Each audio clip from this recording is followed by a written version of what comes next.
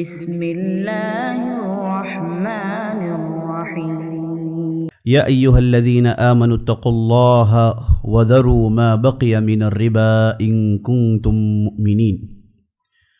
وقال عليه الصلاة والسلام: الربا وإن كثرت فإن عاقبته إلى قل. صدق اللہ ورسولہ صلی اللہ علیہ وسلم. تمام قسم کی تعریفیں و بڑائی و کبریائی و عظمت و مجد اللہ سبحانہ و تعالیٰ کے لیے، جو مالک ارض و سما ہے، خالق کائنات ہے، مدبر حقیقی ہے، مالک حقیقی ہے. لاکھوں کروڑوں درود و سلام ہو محمد رسول اللہ صلی اللہ علیہ وسلم پر، جنہیں اللہ سبحانہ و تعالیٰ نے سارے کائنات کے لیے رحمت بنا کر مبعوث کیا. میں اللہ رب العزت کی بارگاہ میں دعا کرتا ہوں کہ اللہ سبحانہ و تعالیٰ جس طرح ہمیں اس مبارک مجلس میں جمع کیا ہے، اسی طرح ہمیں جنت الفردوس میں جمع کریں. اور میں اللہ سبحانہ و تعالیٰ کی بارگاہ میں دعا کرتا ہوں کہ اللہ سبحانہ و تعالیٰ ہمارے رمضان کی عبادتیں قبول فرمائے، ہمارے ذکر و اذکار قبول فرمائے، ہماری دعائیں قبول فرمائے، ہماری تلاوتیں، ہماری آہیں، ہماری سسکیاں قبول فرمائے، اور ان کے پاداش میں ہمیں جہنم سے رہا کریں. آمین یا رب العالمین. عزیز ساتھیوں، بزرگوں، ماؤ بہنوں اور خواتین اسلام، جیسا کہ آپ جانتے ہیں کہ ہم چوتھی سیریز کے چوتھی کڑی میں آج تشریف فرما ہے. ہم نے کل کی مجلس میں زنا کی نحوست کے موضوع پر تفصیل سے گفتگو کی. آج ہم ایک دوسرے بڑے گناہ کو لے کر اس کے مفاسد، اس کی نحوست، اس کے نقصانات اور بچنے کے کیا اسباب اور اس کا کیا علاج ہو سکتا ہے، ان ساری باتوں کو انشاءاللہ آج آپ کے سامنے رکھنے کی کوشش کریں گے. اللہ سے دعا کرتے ہیں کہ اللہ سبحانہ و تعالی ہم جو بھی کہتے ہیں، جو بھی سنتے ہیں، اس کے مطابق ہمیں عمل کرنے کی توفیق بخشے. آمین یا رب العالمین. آج کا موضوع سود کی خباثت ہے. سود کیا ہے، اس کی حقیقت کیا ہے، اس کی تفصیل میں جانے کی ضرورت نہیں ہے.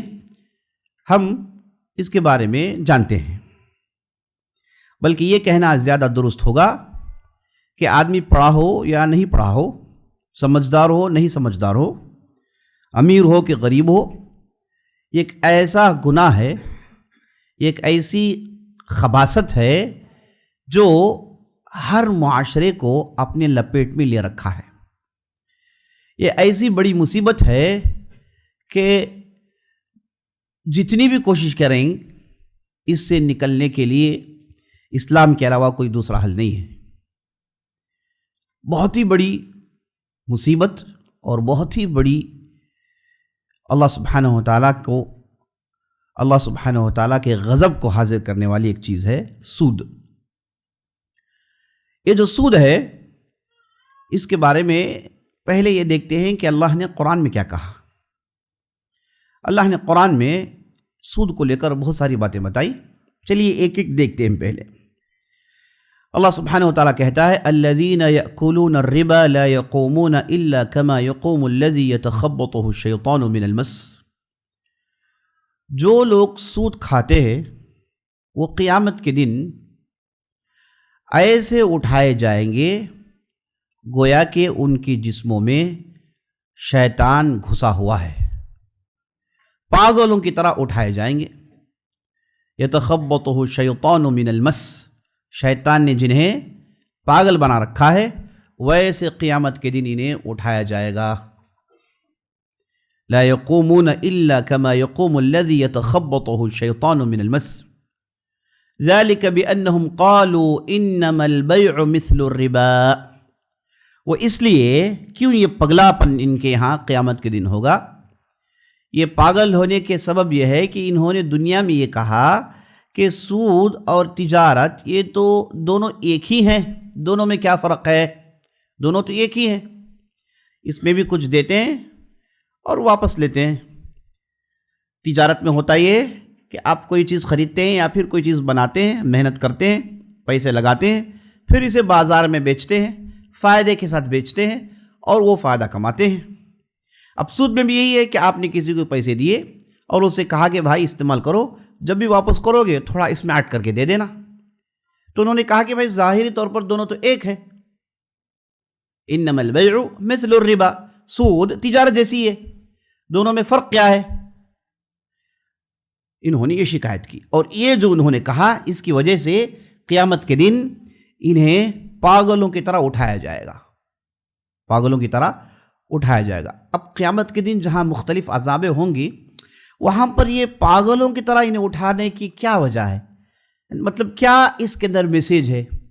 اس کے اندر میسیج یہ ہے کہ جیسے انہوں نے دنیا میں اپنے پیسوں میں سود کما کما کے لوگوں کو پاگل بنایا، لوگوں کو دھوکے میں رکھا، تو اس کے لیے عین انہیں سزا یہ دی جائے گی کہ قیامت کے دن انہیں پگلا کر کے اٹھایا جائے گا۔ تو بعض عذابیں ایسی ہیں عزیز ساتھیوں جو قیامت کے دن آدمی کے اندر وہ عذاب ڈال کے لوگوں کے سامنے انہیں لایا جائے گا، لوگ اس عذاب کو دیکھ کر سمجھ جائیں گے کہ بھائی یہ صاحب زمین میں یہ غلطی کیا کرتے تھے، زمین میں یہ پریشانی میں ملوث تھے، تو اس لیے ان کے ساتھ یہ سلوک کیا جا رہا ہے۔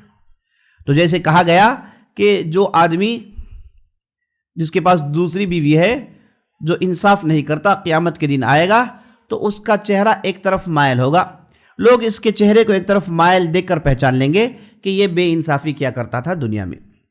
بعض لوگ آئیں گے جن کے جبڑے نہیں ہوں گے، لوگ ان کے اس شکل کو دیکھ کے پہچان لیں گے کہ یہ لوگ وہ ہیں جو زمین میں ناحق لوگوں کے پاس بھیک مانگا کرتے تھے، لوگوں کے پاس پیسے مانگا کرتے تھے، بھیک مانگا کرتے تھے، اس لیے اب انہیں بطور سزا قیامت کے دن جبڑوں میں کوئی جبڑے نہیں، صرف دانتیں دکھ رہی ہوں گی، اس طریقے سے انہیں لایا جائے گا۔ تو اسی طریقے سے پگلا ہوا آدمی کو دیکھیں گے تو لوگ پہچان لیں گے کہ بھائی یہ وہ آدمی ہے جو زمین میں سود لیا دیا کھایا کرتا تھا۔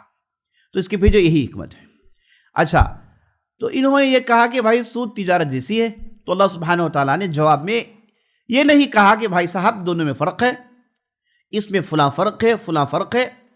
اللہ نے سیدھے سیدھے بندوں سے کہا احل اللہ البیع وحرم الربا، تم یہ کہتے ہو کہ سود اور تجارت دونوں ایک جیسے ہیں، تو اللہ کہتا ہے کہ اللہ نے تجارت کو حلال قرار دیا اور سود کو اللہ نے حرام قرار دیا۔ جواب یہی ہے، جواب یہی ہے۔ یہاں پر دوسری باتوں کو لے کر گفتگو نہیں کی گئی، یہاں اللہ نے سیدھے سیدھے کہہ دیا کہ بھائی اگر تمہارے اندر ایمان ہے، تم مسلمان ہیں، اللہ پر یقین رکھتے ہو، تو یہ چیز ماننی پڑے گی۔ اللہ نے اسے حرام قرار دیا، اللہ نے اسے حلال قرار دیا، اب مسلمان ہو تو اس حرام چیز کو چھوڑو، اس حلال چیز کو کرو، اب گفتگو مت کرو، بحثیں مت کرو، ہے نا، زیادہ اپنے دماغ کو لڑانے کی کوشش مت کرو۔ جواب ایک ہی ہے، اللہ نے حلال قرار دیا اور یہ چیز حرام ہو گئی، سود حرام قرار دی گئی۔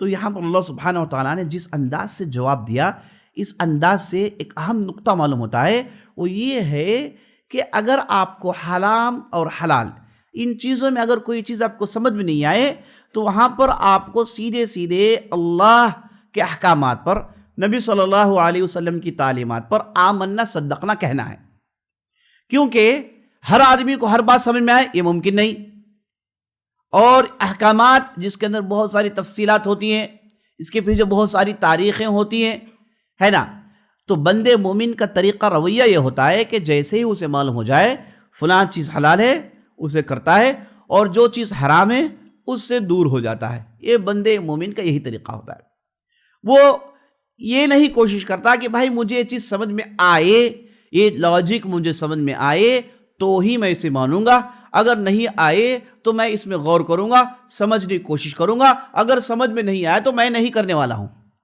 تو یہ آدمی، اس کے دل میں ایمان نہیں ہے، یہ اصل میں یہ اپنے دماغ کا بندہ ہے، یہ اپنے لاجک کا غلام ہے۔ یہ جو لاجک اس کے دماغ میں ہے، اسے وہ چیز چڑھی تو مانا، نہیں چڑھی تو نہیں مانا، یہاں پر ایمان کے اس آزمائش میں پورا نہیں اتر رہا۔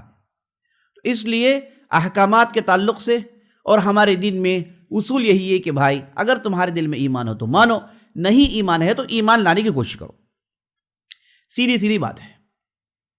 ہاں اسباب ہو سکتے ہیں، یہ میں نہیں کہہ رہا ہوں کہ اسباب نہیں ہیں، اس کے پیچھے بہت سارے لاجکس ہو سکتے ہیں، بہت سارے اسباب ہو سکتے ہیں، ہم بھی تھوڑی بات اس کے تعلق سے کرنے والے ہیں، لیکن بنیادی طور پر شروع ہی یہ بات ہم کو سمجھ لینی چاہیے کہ اگر کوئی چیز حلال ہے تو کر گزرے گا، حرام ہے تو رک جائیے گا، اپنے دماغ کے گھوڑے مت دوڑائیے گا. کیونکہ ہم ہمارے معاشرے میں بہت سارے لوگ ایسے لوگوں کو دیکھتے ہیں جو یہ کوشش کرتے ہیں کہ بھائی مجھے سمجھ میں آئے، ٹھیک ہے، وہ دین کو مانتا ہوں، دین کے اس حصے کو مانتا ہوں، جو مجھے سمجھ میں نہیں آئے میں اسے ماننے کے لیے تیار نہیں ہوں. دھڑلے سے کہتے ہیں، اوپن کہتے ہیں. کئی لوگ ہم نے دیکھا ہے کہتے ہیں کہ بھائی میں بھی پڑھا لکھا آدمی ہوں، میں نے بھی فلاں انجینئرنگ کی ہوئی ہے، میں بھی فلاں ڈاکٹری میں نے کر رکھی ہے، مجھے اگر سمجھ میں آئے تو ہی میں عمل کروں گا. یاد رکھ لیجئے گا، یہ آدمی مسلمان ہو نہیں سکتا. اسلام کا معنی وہ جو اپنے تن من دھن سب کو اللہ کے ہاں تش دیتا ہے، اللہ کے مرضی کے مطابق ان ساری چیزوں کو چلاتا ہے، یہی مسلمان ہے.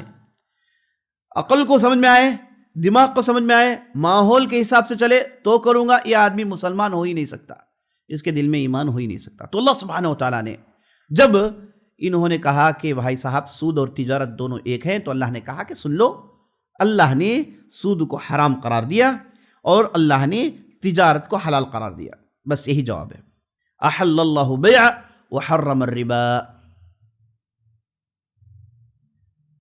بہترین جواب دیا گیا. اس کے بعد اللہ نے کہا یمحق اللہ الربا ویربی الصدقات. اللہ سبحانہ و تعالی سود پر اپنی لعنت نازل کر رکھا ہے. سود پر اللہ کی لعنت ہے.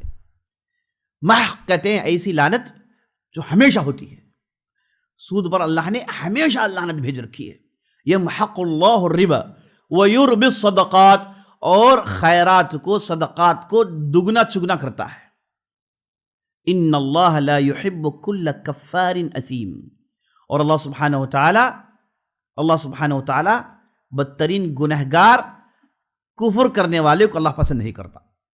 یہاں پر اللہ نے یہ جو سزا سنائی، ان اللہ لا يحب كل کفار اثیم، اللہ گنہگار کفر کرنے والے کو پسند نہیں کرتا، محبت نہیں کرتا. اللہ نے جو لفظ استعمال کیا نا، یہ بہت ہی سمجھنے والی بات ہے. اگر آپ کتاب و سنت کا مطالعہ کریں گے، اگر آپ گناہوں کا مطالعہ کریں گے، گناہوں کے بارے میں کیا ڈیٹیلز آئے ہیں، اسے لے کر آپ پڑھنے کی کوشش کریں گے، تو کوئی بھی گناہ کو اللہ نے، یا پھر کوئی بھی گناہ کرنے والے کو اللہ نے جہنم میں ہمیشہ رہے گا، خالدین فیہا، جہنم میں ہمیشہ رہے گا، ہے نا. خالدین کا جو بار بار لفظ استعمال ہوتا ہے، یہ ایمانیات کے باب میں اللہ پر ایمان، اللہ کے رسول پر ایمان، جنت، جہنم، ان چیزوں میں ایمان کے بارے میں یہ خالدین کا لفظ استعمال ہوتا ہے. جو لوگ نہیں مانتے وہ جہنم میں ہمیشہ رہیں گے، جو لوگ مانتے وہ جنت میں ہمیشہ رہیں گے. لیکن یہ گناہ جس کے تعلق سے لفظ استعمال ہوا ہے تو وہ گناہ ہے سود. سود کھانے والا، سود لینے والا، دینے والا، اس کے بارے میں قرآن نے کہا خالدین فیہا، یہ لوگ جہنم میں جائیں گے. اور خالدین کا لفظ جو کفار کے لیے استعمال ہوتا ہے وہ لفظ ان کے لیے استعمال ہوا ہے. اور گنہگاروں کے لیے اللہ نے ظالم کا لفظ استعمال کیا ہے، لیکن سود کے اس گنہگاروں کے لیے اللہ نے کفار، کل کفار اثیم، کفر کا لفظ استعمال کیا ہے. تو اس لیے اہل علم کہتے ہیں کہ یہ جو سود ہے یہ زنا سے اور شرک کے بعد، ہے نا، جس میں شرک ہے اس کے بعد، شرک دیکھیے سحر میں بھی ہے، شرک باللہ، دو گناہ ہم نے دیکھے، اس میں بھی شرک ہے. جس میں شرک نہیں ہے ان گناہوں میں سب سے بڑا گناہ سود ہے، کیونکہ اس کے لیے جہنم میں ہمیشہ رہنے کا لفظ استعمال کیا گیا ہے، اور سود خور کے لیے کفار، کفر کا لفظ استعمال کیا گیا ہے، جو کہ بہت ہی شدید ہے. اس سے معلوم ہوتا ہے کہ اللہ سبحانہ و تعالیٰ کے نظر میں یہ بہت ہی شنیع فعل ہے، بہت ہی بدترین فعل ہے، جسے اللہ سبحانہ و تعالیٰ پسند نہیں کرتا. اور اسی طریقے سے ہم قرآن پڑھتے ہیں، اللہ نے ایک جگہ کہا یا ایھا الذین، بچوں کو باہر بٹھا دیجیے بھیا، الگ الگ بٹھائیے انہوں. یا ایھا الذین آمنوا اتقوا اللہ وذروا ما بقی من الربا ان کنتم مؤمنین. اللہ نے کہا اے لوگو جو ایمان لائے ہو، سود چھوڑ دو اگر تم اللہ پر ایمان رکھتے ہو. فَإِن لَّمْ تَفْعَلُوا فَأْذَنُوا بِحَرْبٍ مِّنَ اللَّهِ وَرَسُولِهِ. اگر تم ایسا نہیں کرو گے، یعنی سود کو نہیں چھوڑو گے، فَأْذَنُوا بِحَرْبٍ مِّنَ اللَّهِ وَرَسُولِهِ، تو پھر تیار ہو جاؤ اللہ اور اللہ کے رسول کے خلاف لڑائی لڑنے کے لیے. اللہ اور اللہ کے رسول کے خلاف جنگ لڑنے کے لیے، یہ بھی سود کے لیے ایک الگ یونیک لفظ استعمال کیا گیا ہے۔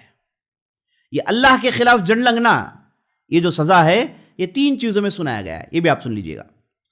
یہ ان لوگوں کے لیے استعمال ہوا ہے جو راستے کے لٹیرے ہوتے ہیں، جو راستے میں لوگوں کو لوٹتے ہیں، لوگوں کا مال لوٹتے ہیں، قتل و غارت گری کرتے ہیں۔ یہ راستے کے جو لٹیرے ہوتے ہیں نا، ان کے لیے اللہ نے یہ لفظ استعمال کیا ہے کہ یہ اللہ کے خلاف جنگ لڑ رہے ہیں۔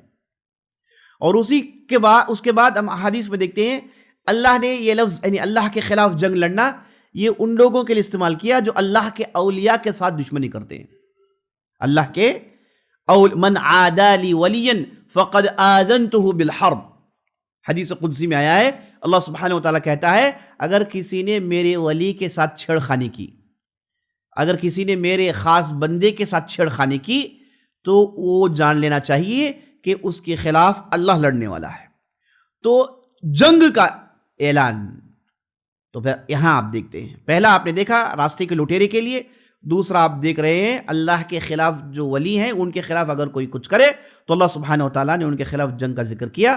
اور نمبر 3 سود کے لیے، سود کے اس مسئلے میں اللہ سبحانہ وتعالیٰ نے پھر کہا فَإِن لَمْ تَفْعَلُوا فَأْذَنُوا بِحَرْبٍ مِّنَ اللَّهِ وَرَسُولِهِ، اگر یہ لوگ چھوڑ نہیں رہے تو پھر انہیں تیار ہو جانا چاہیے اللہ اور اللہ کے رسول کے خلاف لڑائی لڑنے کے لیے، جنگ لڑنے کے لیے۔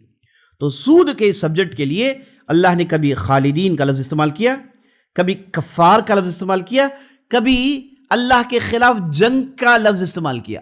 تو اس سے معلوم ہوا کہ یہ جو گناہ ہے یہ تمام گناہوں سے اس کی حیثیت بڑی یونیک ہے اور بڑی بدترین ہے، کیونکہ کسی بھی گناہ کے لیے ایسے الفاظ استعمال نہیں ہوئے، ایسے الفاظ استعمال نہیں ہوئے، جس سے معلوم ہوا کہ واقعی یہ بہت ہی سنگین۔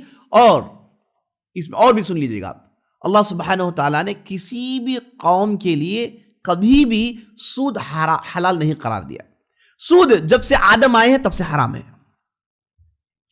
آپ موسیقی کے بارے میں سنتے ہیں، میوزک کے بارے میں سنتے ہیں کہ بھائی سے پہلے بنی اسرائیل میں سنا کرتے تھے لوگ۔ آپ نے مورتیوں اور سٹیچوز کے بارے میں سنا کہ بنی اسرائیل کے پاس اس پر عمل تھا۔ اور آپ نے شراب کے بارے میں دیکھا کہ بھائی شراب حرام ہونے سے پہلے نیک لوگ بھی اسے استعمال کیا کرتے تھے۔ لیکن یہ سود ایک ایسا گناہ ہے جو جب سے اللہ نے دنیا بنائی تب سے لے کر اللہ نے اسے حرام ہی بتایا ہے، کبھی بھی اسے اللہ نے حلال نہیں قرار دیا، کبھی بھی حلال نہیں تھا، کسی بھی قوم کے لیے حلال نہیں تھا۔ بلکہ اللہ سبحانہ وتعالیٰ نے بعض لوگوں کو سزائیں صرف اس لیے دی کہ وہ تجارت میں سود کے ٹرانزیکشنز کرتے ہیں۔ تو بہت بڑی مصیبت ہے، بہت بڑی بدترین بلا ہے۔ اب اسی طریقے سے آپ بعض آسمانی کتابوں کو دیکھیں گے جو آج کل لوگوں کے پاس ہیں، اگرچہ کہ وہ محرف ہیں، فیبریکیٹڈ ہیں، لیکن اس میں بھی آپ دیکھیں گے کہ وہ سود کو حلال نہیں قرار دیا گیا ہے۔ یہودیوں کا جو ان کے پاس ہاتھوں میں جو تورات ہے، جسے وہ تورات کہتے ہیں، اس میں صراحتاً لکھا گیا ہے کہ سود لینا بہت بڑی غلطی ہے، بہت بڑا گناہ ہے۔ اور عیسائیوں کے پاس جو بائبل ہے اس میں بھی صراحتاً کے ساتھ لکھا ہوا ہے کہ انٹرسٹ سود جو ہے نا یہ حرام ہے۔ تو دنیا کے کسی بھی مذہب میں اسے حلال نہیں قرار دیا گیا۔ اور اس سے پہلے جو حکومتیں تھیں، غیر اسلامی حکومتیں تھیں، ان لوگوں نے بھی اسے کنڈم کیا ہوا ہے۔ تو دنیا کے جتنے بھی انٹلیکچوئلز ہیں، جتنے بھی عقل مند ہیں، چاہے مسلمان ہو کہ غیر مسلمان ہو، سبوں نے اس پر لعنت بھیجی، اس پر شدید کنڈم سنایا ہے۔ تو معلوم ہوا ایک ایسا گناہ ہے جس کے اندر بہت ساری خباثتیں، بہت ساری گندی چیزیں پائی جاتی ہیں، اس لیے اسے شدید طور پر اسے چھوڑنا چاہیے۔ اب احادیث دیکھیں گے تو اللہ اکبر، احادیث میں نبی صلی اللہ علیہ وسلم نے تو بہت بڑی باتیں بتا دی۔ ایک جگہ آپ صلی اللہ علیہ وسلم نے کہا کہ اگر کسی قوم نے سود اور زنا یہ 2 زیادہ ہو جائیں تو انہوں نے اللہ کے عذاب کو دعوت دے دی۔ اس سے پہلے بھی آپ نے اس روایت کو سن لیا تھا، اگر کسی قوم میں سود اور زنا زیادہ ہو جائے اس قوم نے اللہ کی عذاب کو دعوت دے دی۔ اب انتظار کریے، اللہ کا عذاب آنے والا ہے، کیونکہ آپ کی طرف سے انویٹیشن چلا گیا ہے، قوم کی طرف سے انویٹیشن چلا گیا کہ جب انہوں نے سود کے معاملات کیے اور زنا ہو گئے، انہوں نے انویٹیشن دے دیا ہے، اب اللہ کے آنے کے عذاب کا انتظار کریے۔ یہ ایک حدیث۔ ایک دوسری حدیث میں آپ صلی اللہ علیہ وسلم کہتے ہیں الربا ان عاقبتہ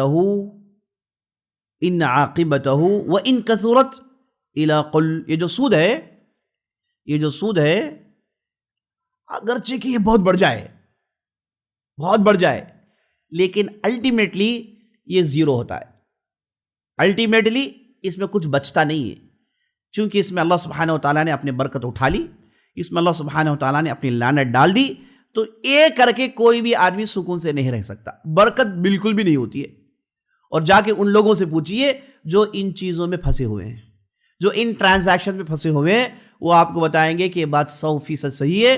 میری تو بڑی تجارت تھی، میں نے بینک سے لون لیے اور میں نے بڑے بڑے انویسٹمنٹس کیے، کروڑہا پیسے میں نے لگائے، ہے نا، بہت سارے میرے امپلائیز ہیں، میرا فلاں پروڈکٹ، میری فلاں چیز ساری دنیا میں پھیلی ہوئی ہے، لیکن دیوالا ہونے کے ڈگار میں کھڑے ہیں، کمپنی بیچنے کے ڈگار میں کھڑے ہیں. اتنی ساری چیزیں، اتنی امپلائیز، اتنی ساری عمارتیں مائنس میں چل رہے ہیں، اور بینک والے ہاتھ میں چھڑی لے کے دانتوں کو کستے ہوئے اپنے پینچوں کو اوپر چڑھائے ہوئے کھڑے ہوئے ہیں لڑنے کے لیے. انہیں پیسے چاہیے، آپ مرے یا جیے کوئی مسئلہ نہیں، آپ مر بھی گئے، آپ کی جتنی بھی پراپرٹیز ہیں انہیں بھیج کے اوپر لے لیں گے. سود چاہے جتنا بھی بڑا ہو جائے وہ ایک دن کم ہونے والا ہے. اگر کوئی آدمی سود لے کے تجارت کرتا ہے، اس سے بدترین آئیڈیا ہو ہی نہیں سکتا. نبی صلی اللہ علیہ وسلم کے اس حدیث کے مطابق آپ کو پہلے ہی معلوم ہے کہ آپ زیرو میں جانے والے ہیں، اسے لے کے آپ کیوں محنت کر رہے ہیں؟ بھائی صاحب، آپ نے لیا بینک سے 5 سال 10 سال آپ نے محنت کی، اور 10 سال کے بعد آپ مائنس میں کھڑے ہیں. اگر یہ نہیں کرتے تو کچھ اور کرتے تو فائدہ ہو جاتا، کہیں آپ جاتے نوکری کرتے تو کچھ پیسے آپ کے جمع ہو جاتے. آپ نے بینک سے لون لیا، فلان سے لون لیا، اور اس کے بعد کہا کہ بھائی میں کماؤں گا پھر دوں گا، پھر نہیں لوں گا. ہوتا ہی نہیں ہے، ممکن ہی نہیں ہے. یہ جو سود کے جو نرغہ ہے، اللہ کی چونکہ اس میں لعنت ہے، آدمی جانتے بوجھ سے پڑ جاتا ہے تو خطرناک بھول بھلیا ہے. گھوم گھوم کے وہیں آئے گا، اس سے کچھ بھی نہیں ہوگا. باتیں بڑی ہوں گی، ڈھاٹ باٹ ہوگا، ہے نا، لیکن مائنس میں چل رہے ہوں گے. صاحب ایسے ہم نے کتنے لوگوں کو دیکھا ہے. اچھا خاصا آدمی اچانک تجارت یا پھر کوئی دوسری چیز کرنے کی خواہش آئی، پیسے نہیں ہیں، لوگوں سے مانگے، لوگوں نے نہیں دیے، تو گئے صاحب، کہا کہ بھائی کریڈٹ کارڈ لے لیتے ہیں. وہ تو صاحب روز مجھ سے پوچھ رہے ہیں، روز فون آ رہے ہیں، میلز آ رہے ہیں، ہے نا. 1 منٹ میں آپ کا پورا تیار ہو جائے گا، 1 گھنٹے میں آپ کے ہاتھ میں کارڈ ہے، آپ کے پاس پیسے ہیں، یہ کہتے ہیں. اور آخرکار میں نے کہا کہ بھائی لے لوں گا اور اتنا ہی استعمال کروں گا، اتنا پیسے دوں گا، سود تو نہیں دوں گا.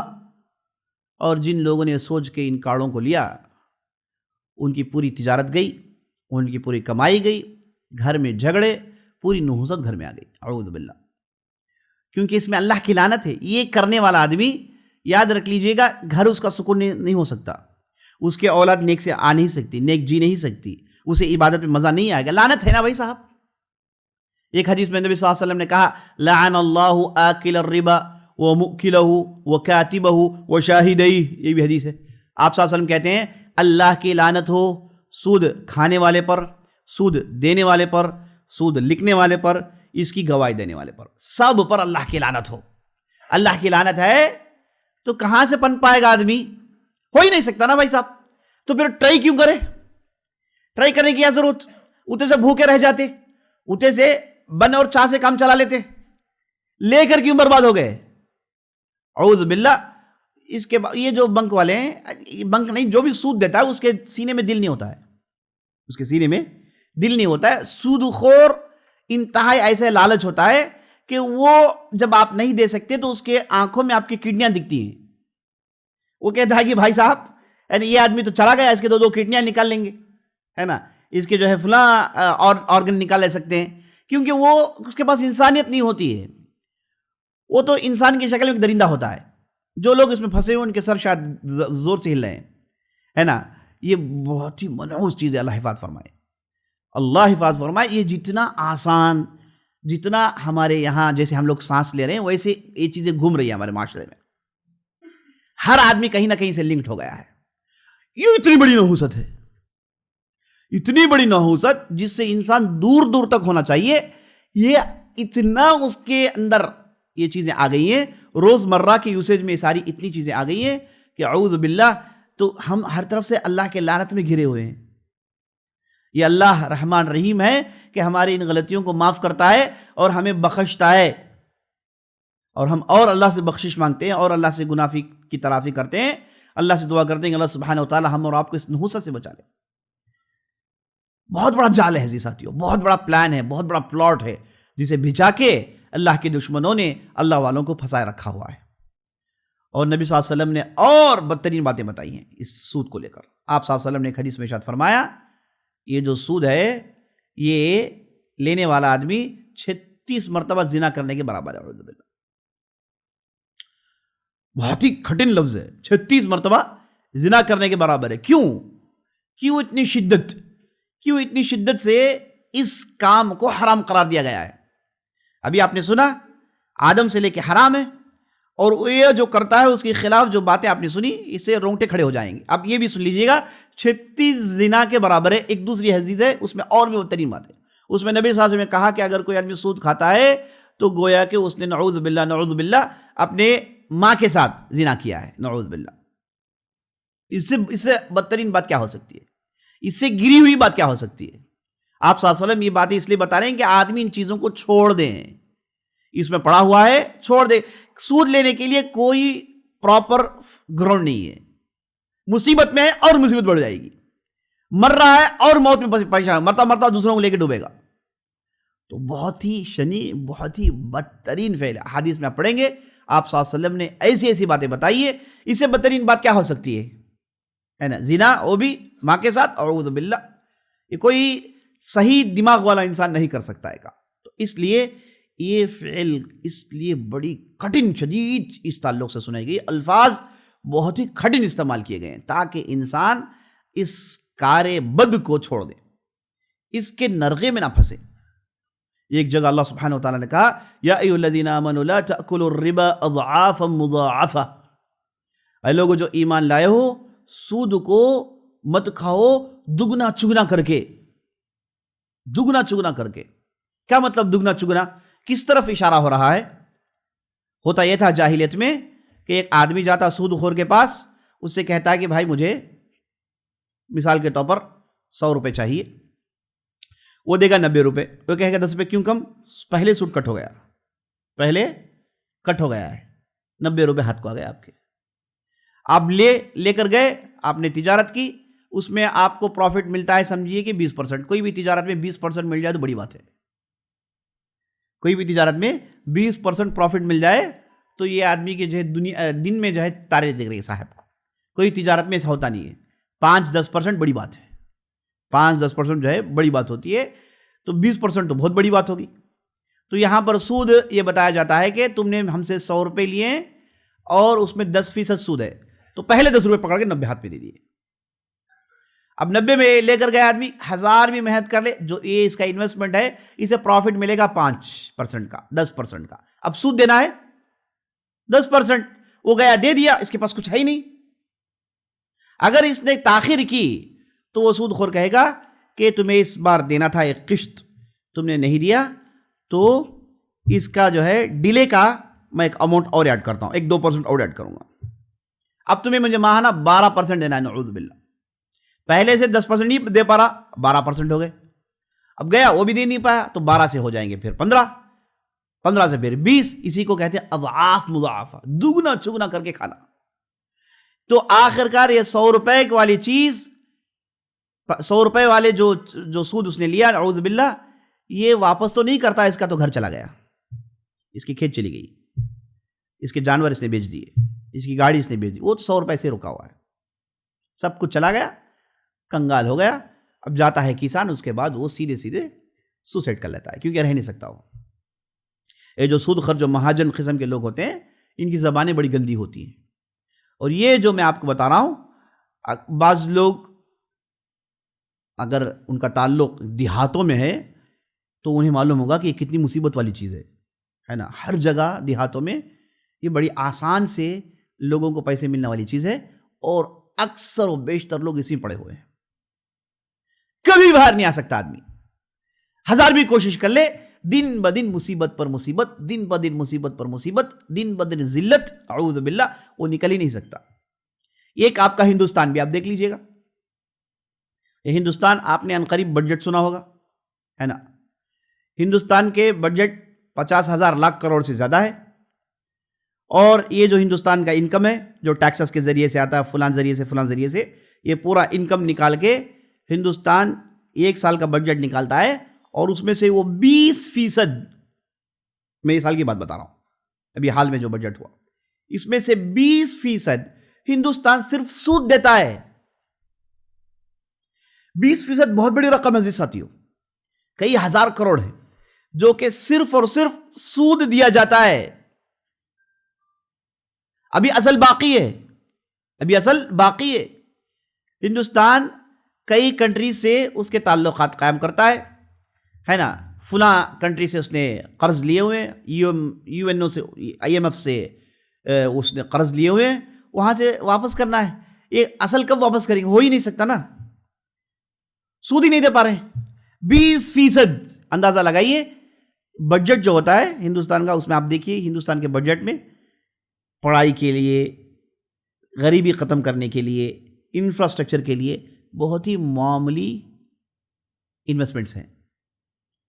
20% بہت بڑی رقم ہے جو سود دی جا رہی ہے۔ آپ ہندوستان میں ہیں، آپ کو پتا ہے کہ یہاں کی سڑکیں کیسی ہوتی ہیں، ہے نا، اور یہاں کے ٹرانسپورٹیشنز کیسے ہیں، پبلک ٹرانسپورٹیشنز کیسے ہیں، آپ جانتے ہیں۔ یہاں پر لوگ سڑکوں میں سوتے ہیں، ہے نا، اور یہاں پر ڈرینیج سسٹم کیسا ہے آپ جانتے ہیں، الیکٹرک سسٹم، کرنٹ پاور کا سسٹم یہ کیسا ہے آپ جانتے ہیں۔ اس کے ساتھ ساتھ ٹیکسز کیسے کھینچ کے لیا جاتا ہے ہم جانتے ہیں۔ اگر آپ زمین خرید رہے ہیں تو پھر آپ کو وہاں پر ایک رجسٹر کرنے کے لیے ٹیکس بننا پڑتا ہے، آپ بیچ رہے ہیں تو پھر بھی بننا پڑتا ہے۔ تو آپ کو کسی بھی قسم کی فیسلٹی نہیں مل رہی ہے، کسی بھی قسم کی سہولت نہیں۔ آپ ایسے ملک میں ہیں جہاں پر بیماریاں پھیل رہی ہیں، لوگ سڑکوں میں سوتے ہیں، جھوپڑ پٹیاں بڑھتی ہوئی جا رہی ہیں۔ اس کے پیچھے وجہ کیا ہے؟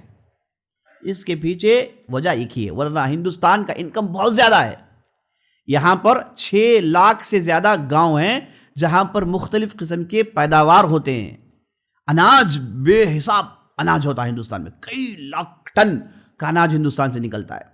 اور اس کے بعد یہاں پبلک زیادہ ہونے کی وجہ سے لو اسکیل انڈسٹریز بہت ہیں، بہت ساری چیزیں تیار ہوتی ہیں۔ اتنی محنت ہونے کے باوجود آدمی قرض میں پھنسا ہوا ہے، اسے پوری فیسلٹیز نہیں ملتی، تکلیف جھیلتے ہیں، پریشان ہیں، لوگ سوسائڈ کر رہے ہیں۔ بھوک ماری کی وجہ سے روزانہ 10,000 سے زیادہ لوگ مرتے ہیں ہندوستان میں، روزانہ 10,000 سے زیادہ لوگ مرتے ہیں بھوک ماری کی وجہ سے۔ یہ سب کہاں عزیز ساتھی، یہ کچھ بھی ہو رہا ہے، اس کی وجہ کیا ہے؟ اس کی وجہ یہ ہے کہ یہاں پر سود کا نظام چل رہا ہے۔ آپ کہیں گے کہ یورپ کے اندر دوسرے کنٹریز میں وہاں تو جو ہے سود کا نظام نہیں ہے، وہاں تو سڑکیں اچھی ہیں، وہ تو کنٹریز ویل ڈیولپڈ ہیں۔ وہاں ظاہری طور پر دکھتا ہے، وہاں کا ہر آدمی بینکوں میں پھنسا ہوا ہے۔ بہت ہی کم لوگ ہوتے ہیں جن کے پاس یہ پریشانیوں سے بچے ہوئے ہیں، بہت ہی کم فیصد میں، میکسیمم پوری پبلک وہ بینکوں میں پھنسی ہوتی ہوئی، کچھ نہ کچھ انہیں لیا ہوا ہے، کچھ نہ کچھ پھنسے ہوئے ہیں، دے نہیں پا رہے ہیں۔ یہی مسئلہ ہے صرف عرب دنیا میں، جہاں پر یہ سود کا سسٹم نہیں تو نہیں کہہ سکتے، بہت کم ہے، اس لیے وہاں کی مالداری حقیقی مالداری ہے۔ اس کے علاوہ آپ یورپ میں کہیے، یو ایس میں کہیے، جہاں کہیں بھی کہیے ظاہری طور پر چمک دمک ہے، اندر سے پورے سود میں پھنسے ہوئے ہیں اور اندر سے پورے کھوکھلے ہوئے ہیں۔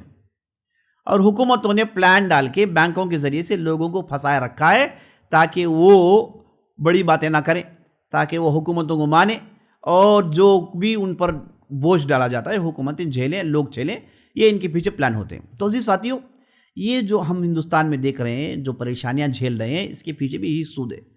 اس لیے یہ دیکھ کر آپ کہیں گے بھائی ایک پوری امت جن کے پاس رہنے کے لیے پراپر گھر نہیں، کھانے کے لیے پراپر کھانا نہیں، ہر طرف پریشانیاں ہیں، دقتوں پر الٹا آپ سے پیسے چھینائے جا رہے ہیں۔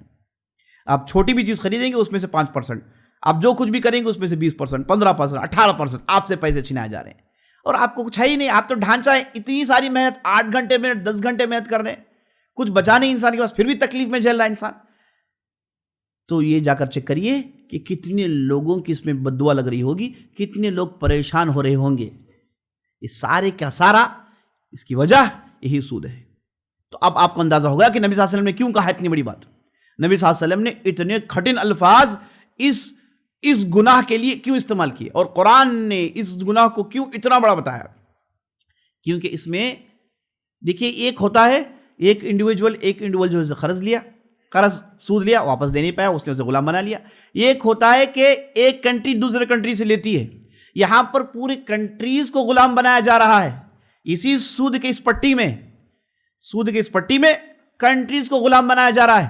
آپ کا پورا سری لنکا بک گیا ہے، برائے نام ہے، بس اندر سے پورا بک گیا ہے۔ دوسرے کتنے ایسے کنٹریز ہیں دنیا میں جو ان مالدار کنٹریز کے ہاتھ میں بک گئے ہیں، برائے نام وہ اپنی تہذیب، اپنی زبان، اپنے کلچر کہہ رہی ہے، اندر سے پورے بکے ہوئے ہیں، سب ختم ہو گیا ہے۔ کیونکہ سود کا نظام ہے، قرض ایک مرتبہ دیا واپس دے نہیں پا رہے ہیں، اس کے بعد کہتے ہیں کہ بھائی آپ کا میں ہر بار دے دو، آپ کا ایئرپورٹ دے دو، آپ کے ایجوکیشن سسٹم دے دو، آپ کے جو ہے ریلوے سسٹم دے دو، آپ کا فلاں سسٹم دے دو، لے لیتے ہیں، باقاعدہ خرید لیتے ہیں، پبلک کو پتہ نہیں چلتا، اندر سے پورا ڈیلنگ ہو جاتی ہے، اور اس کے بعد پبلک بنتی رہتی ہے۔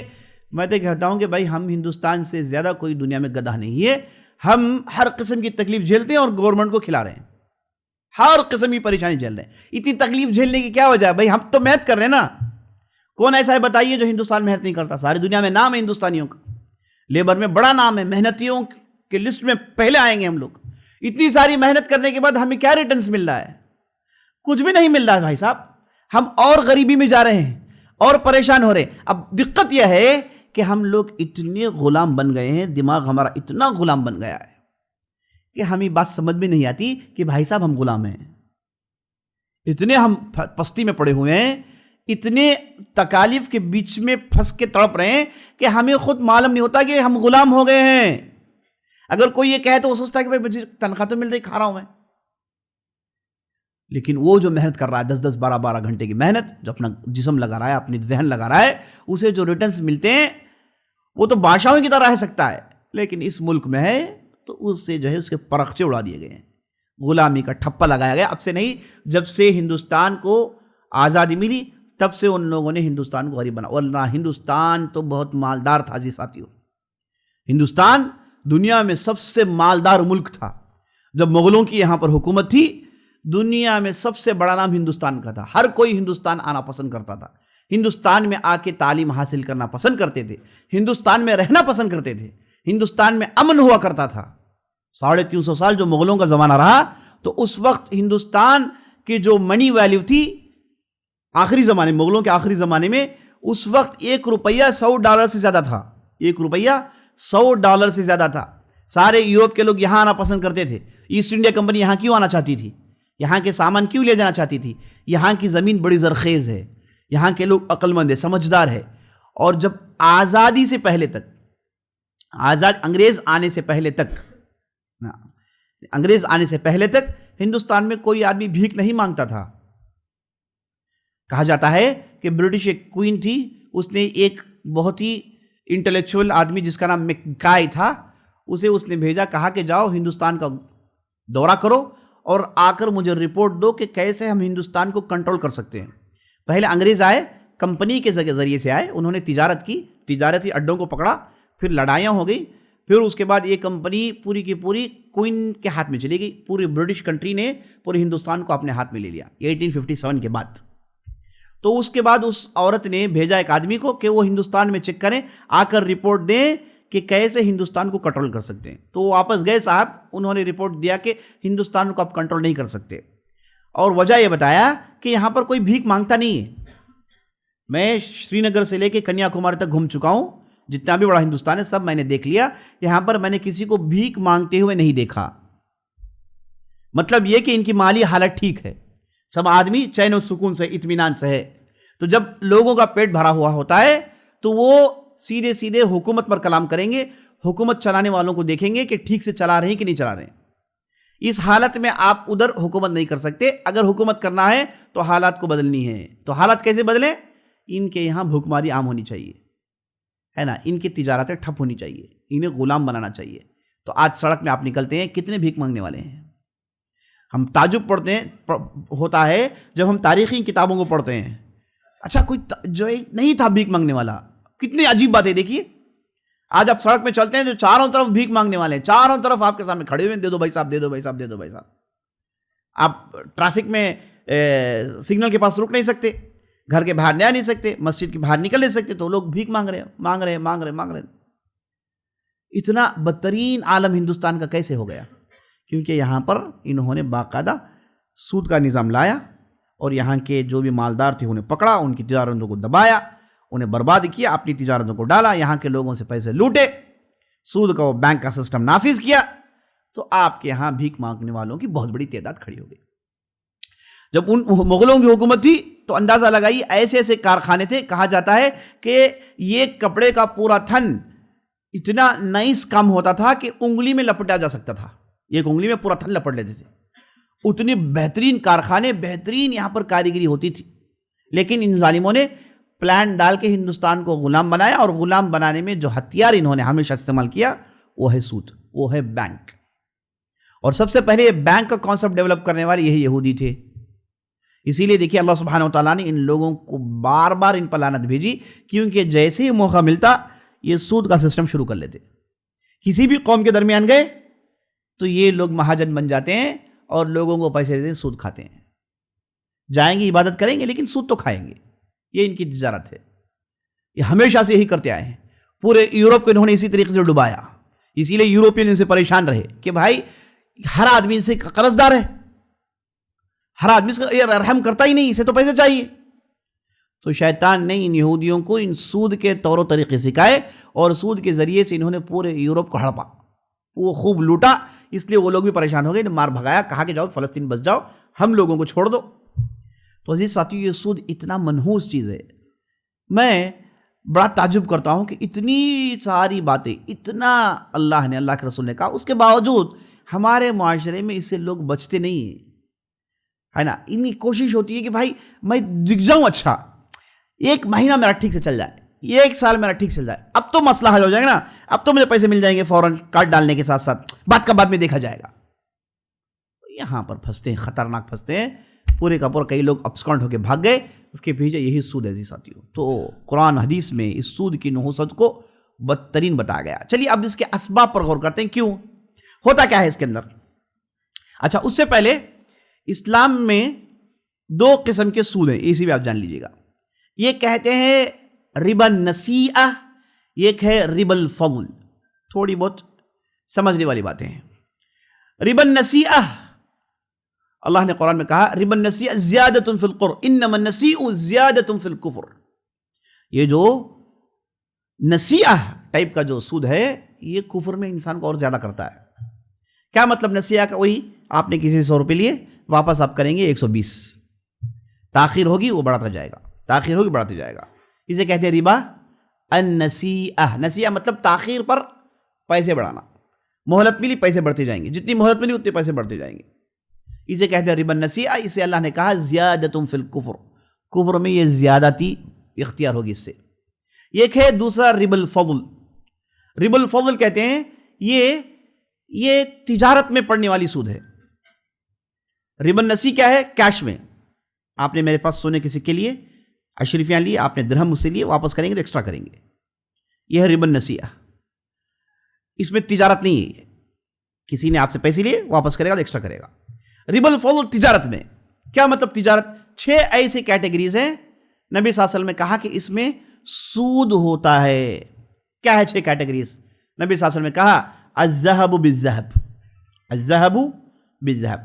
اگر کوئی آدمی سونا خریدنا چاہتا ہے، سونا دے کے سونا خریدنا چاہتا ہے نا، سونا ٹرانزیکشن، اس کے پاس بھی سونا ہے، اس کے پاس بھی سونا ہے، یہاں پر سود پیدا ہوگا اگر آپ 2 کام کریں گے تو۔ اگر آپ نے سونا خریدا سونا دے کے، تو اسلام کہتا ہے کہ دونوں سیم ویلیو کے ہونے چاہیے، اور یہ ٹرانزیکشن ایک ہی سٹنگ میں ختم ہونی چاہیے۔ 2 کنڈیشنز، آپ کے پاس سونا ہے، میرے پاس سونا ہے، آپ کے پاس چاندی ہے، میرے پاس چاندی ہے، آپ کے پاس بارلی ہے، میرے پاس بارلی ہے، آپ کے پاس گھؤں ہے، میرے پاس گھیوں ہے، آپ کے پاس نمک ہے، میرے پاس نمک ہے، آپ کے پاس کھجور ہے، میرے پاس کھجور ہے۔ کتنے کیٹیگری ہو گئے؟ 6۔ سونا، چاندی، بارلی، گھیو، نمک اور کھجور۔ نبی صلی اللہ علیہ وسلم نے یہ 6 چیزوں کا ذکر کیا، الذهب بالذهب الفضة بالفضة، الشعير بالشعير، البر بالبر، التمر بالتمر، الملح بالملح. اس کے بعد کہا سواء بسوا یدم بید. نبی صلی اللہ علیہ وسلم نے کہا سواء بسوا یدم بید. سواء بسوا مطلب دونوں کا ایک ہی ویلیو ہونا چاہیے، اور یدم بید سے مطلب ایک ہی سٹنگ میں ٹرانزیکشن ختم ہونی چاہیے. تو ویلیو سیم ہونا چاہیے. غور سے سنیے گا، مجھے معلوم ہے کہ آپ کے ذہن میں بہت سارے سوالات آ رہے ہیں، آپ پوچھنا چاہ رہے ہیں. اگر آپ نے سمجھ لیا تو سوالات کہیں آپ کے ختم ہو جائیں گے. غور سے سنیے گا. پہلا یہ ہے کہ آپ کے پاس سونا ہے، میرے پاس سونا ہے. آپ کے پاس چاندی ہے، میرے پاس چاندی ہے. دونوں ہم ٹرانزیکشن کرنا چاہتے ہیں. پہلا تو آپ کے سوال دماغ میں آئے گا کہ بھائی کیوں میرے پاس بھی سونا، آپ کے پاس بھی سونا کیوں ہے نا؟ کیوں معلوم ہے؟ اس زمانے میں ہوتا تھا. اس زمانے میں کیا ہوتا تھا؟ آپ کے پاس مثال کے طور پر چین ہے، میرے پاس انگوٹیاں ہیں، بدلنا چاہتے ہیں ہے نا؟ تو اسلام کہتا ہے کہ ویلیو سیم ہو، ایک ہی سیٹنگ میں ختم ہو جائے، دونوں کے ایک ہی گرامس ہو، ایک ہی ویلیو کا گولڈ ہو، اور اسی سیٹنگ میں چیزیں ختم ہو جائیں. یہ نہیں کہ بھائی آپ مجھے چین دے دو، کل میں آپ کو انگوٹی لا کے دوں گا. اسلام کہتا ہے نہیں، سود آ جائے گا. اس میں کیا جائے گا؟ سود آ جائے گا، سود پیدا ہو جائے گا. اسے کہتے ہیں ربل فضل. فضل کہتے ہیں ایکسٹرا کو. اس کے اندر ایک ایکسٹرا سود پیدا ہو جائے گا. آپ یہ کہتے ہیں کہ بھائی صاحب ہاتھ میں فوراً ٹرانزیکشن کر لیں گے لیکن 2 گرام ایکسٹرا ہوگا. اسلام کہتا ہے کہ نہیں، سود پیدا ہو جائے گا. تو سیم ویلیو ہو اسی سٹنگ میں ختم ہو، سیم ویلیو ہو اسی سٹنگ میں ختم ہو. یہ ایسا تجارتی رول ہے، ایسا تجارتی رول ہے جو صرف اللہ کی طرف سے ہو سکتا ہے. کوئی انسان اس چیز کو اس زمانے میں بتا نہیں سکتا. آگے چل کے دنیا اسی اصول کو مانتی ہے، پوری دنیا اسی اصول میں چلتی ہے. یاد رکھ لیجیے، سونے کا ریٹ جو آپ کو ہر لمحہ بڑھتا ہے، نبی صلی اللہ علیہ وسلم نے کہا کہ کل نہیں دیں گے کیونکہ کل وہ آئے گے تو اس کا ویلیو بڑھ گیا ہوگا. آپ کے پاس چاندی ہے، میرے پاس چاندی ہے، ہم دونوں ٹرانزیکشن کرنا چاہتے ہیں. آپ کے پاس چاندی کا ٹٹا ہے، میرے پاس کھٹورا ہے. ہم کہتے ہیں کہ بدل لیں گے، چیک کریں گے کہ سیم ویلیو ہے، اسی سٹنگ میں ختم ہو رہا کہ نہیں ہو رہا. آپ کہہ رہے ہیں کہ کل دوں گا، نہیں، واپس دو اپنا ٹٹا، جاؤ اپنا وہ کھٹورا لاؤ، ہم کل بیٹھ کے ایک سٹنگ میں ختم کر لیں گے. آپ کے پاس جو ہے بارلی ہے، میرے پاس بارلی ہے نا؟ آپ کے پاس جو ہے نمک ہے، میرے پاس نمک ہے. آپ کے پاس کھجور ہے، آپ کے پاس جو ہے سکری کھجور ہے، میرے پاس سقعی ہے. ہم دونوں بدلنا چاہتے ہیں، دیکھیں گے بھائی سیم ویلیو سیم ہے، ایک ہی سیٹنگ میں ختم کر لیجیے. ایک مرتبہ نبی صلی اللہ علیہ وسلم نے بلال رضی اللہ عنہ سے کہا کہ اے بلال، اس کھجور کو بیچ کے مارکیٹ میں پیسے لاؤ، پیسے چاہیے. بلال رضی اللہ عنہ گئے. وہ جو کھجور تھے نبی صلی اللہ علیہ وسلم دیے تھے، وہ کھجور تھوڑے سوکھے ہوئے تھے. بلال رضی اللہ عنہ گئے، انہوں نے ایک ایسے آدمی کو پکڑا جس کے پاس انہوں نے ٹرانزیکشن کیا، اور کم کوالٹی کے کھجور ایک ٹوکری کے بدلے 2 ٹوکری لے لیے. ایک ٹوکری دیا، 2 ٹوکری لے لیے، اور ایک ٹوکری بیچا، پیسے آ گئے. ٹوکری پیسے دونوں کے ساتھ پھر آ گئے. نبی صلی اللہ علیہ وسلم نے پوچھا کہ بھائی کیسے آپ کر دیے؟ تو کہا اللہ کے رسول میں نے ایک کے بجائے 2 ٹوکریاں. نبی صلی اللہ علیہ وسلم نے کہا کہ عین الربا، یہ پراپر سود ہے، جاؤ واپس کرو. یہ عین الربا، یہ پراپر سیدھے سود ہے، جاؤ واپس کرو. نبی صلی اللہ علیہ وسلم نے بلال رضی اللہ عنہ کو واپس کر دیا. کہا کہ یہی سود ہے. کیا ہوا تھا؟ یہ گئے کھجور لے کر، ایک ٹوکری کھجور دیے، اس کے بدلے کھجور ہی انہوں نے لیا. 2 ٹوکری انہوں نے لی. کیا مار کھایا؟ کون سا رول مار کھا گیا؟ ویلیو مار کھا گیا. سٹنگ تو ایک ہی سٹنگ میں ہو گیا لیکن ویلیو مار کھا گیا تھا. پہلا کنڈیشن مار کھا، اس نے نبی صلی اللہ علیہ وسلم نے کہا کہ سود ہے، واپس کرو. تو یہ جو 6 چیزیں ہیں اس میں سود چلتا ہے. اور بعض اہل علم یہاں تک کہہ دیا ہر وہ کھانے والی چیز جسے انسان کھاتا ہو اور سٹاک کرتا ہو. یہاں ہم نے بارلی کی بات کی، یہاں ہم نے گیہوں کی بات کی، چاول کی تو بات نہیں کی، دوسرے دھانوں کی بات نہیں کی. تو اس لیے بعض اہل علم کہتے ہیں جو کچھ بھی کھایا جاتا ہو اور جو کچھ بھی سٹاک کیا جاتا ہو، دھان جسے لوگ کھاتے ہو اور جسے سٹاک کیا جاتا ہو. بعض ملک میں بعض چیزیں ملیں گی، بعض ملک میں جو ہے بارلی نہیں ہوگا، بعض ملک میں جیسے اب ہندوستان ہے چاول ہے نا، دوسری قسم کے گرائنز ہیں. تو اہل علم نے کہا کہ ہر گرائن میں یہی اصول چلے گا. یہ کہنے والوں کی علماء بڑی تعداد ہے. بہرحال حدیث میں 6 چیزوں کا ذکر آیا ہے، اسی کو لے کر سمجھتے ہیں. تو یہی سونا چاندی ان کے بیچ میں ٹرانزیکشن ہو تو 2 کنڈیشن کا ہونا ضروری ہے، سیم ویلیو اور سیم سٹنگ. اب یہ 6 جو آئٹمز ہیں اس کے بیچ میں بدل کے ٹرانزیکشن ہو رہا. مثال کے طور پر آپ کے پاس سونا ہے، میرے پاس چاندی ہے. آپ کے پاس سونا ہے، میرے پاس کھجور ہے. آپ کے پاس چاندی ہے، میرے پاس گھیو ہے. یعنی یہی 6 کیٹیگری کے بیچ میں، یہی 6 کیٹیگریز ہیں، لیکن الگ الگ کیٹیگری آئٹمس کے ساتھ ٹرانزیکشن ہو رہا اسی 6 کے اندر. ایسی صورت میں یہ کنڈیشن کا پورا ہونا ضروری ہے. وہ کیا ہے؟ ایک ہی سٹنگ میں ختم ہو. ویلیو بدل سکتا ہے، ویلیو بدل سکتا ہے. آپ کے پاس 1 کلو سونا ہے، میرے پاس 10 کلو چاندی ہے. ہم دونوں بدلنا چاہتے ہیں. اسلام کہتا ہے کہ بدل لیجیے، کوئی مسئلہ نہیں، لیکن ایک ہی سٹنگ میں ختم ہو. یہ نہیں کہ بھائی آپ سونا آپ دے دیجئے، میں کل لا کے چاندی دوں گا، یا پھر پرسوں نیکسٹ منتھ ڈیلیوری رکھ لیجیے، نہیں چلے گا. یہ 6 کے اندر آپ کے پاس سونا ہے، میرے پاس گھیو ہے. ٹرانزیکشن کا میرے پاس 100 کلو گھیو ہے، آپ کے پاس 1 کلو سونا ہے، یا پھر آپ کے پاس 10 گرام سونا ہے، جو کچھ بھی ہو، ہم دونوں ٹرانزیکشن کر رہے ہیں. اسلام کہتا ہے کہ ایک ہی سٹنگ میں ختم کرو. گھیو لے لو قبضے میں، سونا دے دو، ایک ہی سٹنگ میں ختم کرو. سٹنگ مار کھا گئی، سود پیدا ہو جائے گا. یہ 6 آئٹم کے بیچ میں انٹرچینج آپ کر رہے ہیں، تو اس کے لیے یہ کنڈیشن. یہ 6 آئٹم ہے، اس کے علاوہ کوئی دوسرا آئٹم ہے جو اس میں نہیں ہے. ایسی صورت میں دونوں کنڈیشن کو فالو کرنے کی ضرورت نہیں ہے. مثال طور پر آپ کے پاس سونا ہے، میرے پاس لوہا ہے. آپ کے پاس سونا ہے، میرے پاس لکڑا ہے. آپ کے پاس سونا ہے، میرے پاس پتھر ہے. مثال طور پر یہاں پر یہ دونوں کنڈیشنز کی ضرورت نہیں ہے. ویلیو بدل سکتی ہے، ایک ہی سٹنگ میں کرنا بھی ضروری نہیں. آپ نے کہا کہ بھائی آپ مجھے اتنے پتھر چاہیے، میں نے کہا کہ بھائی دے دو، میں نیکسٹ منتھ دوں گا، جائز ہے. یہ 6 آئٹم کے ساتھ کوئی، یہ 6 آئٹم میں نہیں، اس کے ساتھ ٹرانزیکشن کر رہے ہیں آپ. سونا 6 آئٹم میں ہے، پتھر ہے نہیں ہے، تو یہ باہر کا کوئی آئٹم ہے جو یہ 6 آئٹم کے ساتھ ملائیں گے، تو ایسی صورت میں کوئی کنڈیشن فالو کرنے کی ضرورت نہیں ہے. تو یہ جو 6، اس میں 6 میں یہ تو آخری کے جو 3-4 ہیں، گھیو ہو گیا، بارلی ہو گیا، نمک ہو گیا، اور کھجور ہو گیا، یہ کنٹری ٹو کنٹری بدلتا ہے. لیکن یہ شروع کے 2 ہیں، دیکھیے سونا اور چاندی، یہی پوری دنیا کی اکانومی کا بیس ہے. ہر کنٹری اپنے پاس سونا جمع کرتی ہے. اچھا، آپ سوال کریں گے کہ آپ تو نوٹوں کے بارے میں کچھ بتا ہی نہیں رہے، ہم تو اسی میں چل رہے ہیں، اسی میں جو ہے ہماری پوری زندگی چل رہی ہے، نوٹوں کا کیا؟ یاد رکھ لیجیے ساتھیوں، یہ جو نوٹ ہے اس کے پیچھے ایک چھوٹی سی تاریخ ہے، وہ بھی سن لیجیے آپ. یہ نوٹوں کے پیچھے جو تاریخ ہے، یہ کب سے نوٹ آئے؟ یہ جو نوٹ ہیں یہ کب سے آئے ہیں؟ کب دنیا میں یہ چیزیں رواج ہوئی؟ چند 100 سال پہلے. اس سے پہلے لوگ سکوں سے ٹرانزیکشن کرتے تھے، بڑا برکت ہوا کرتا تھا.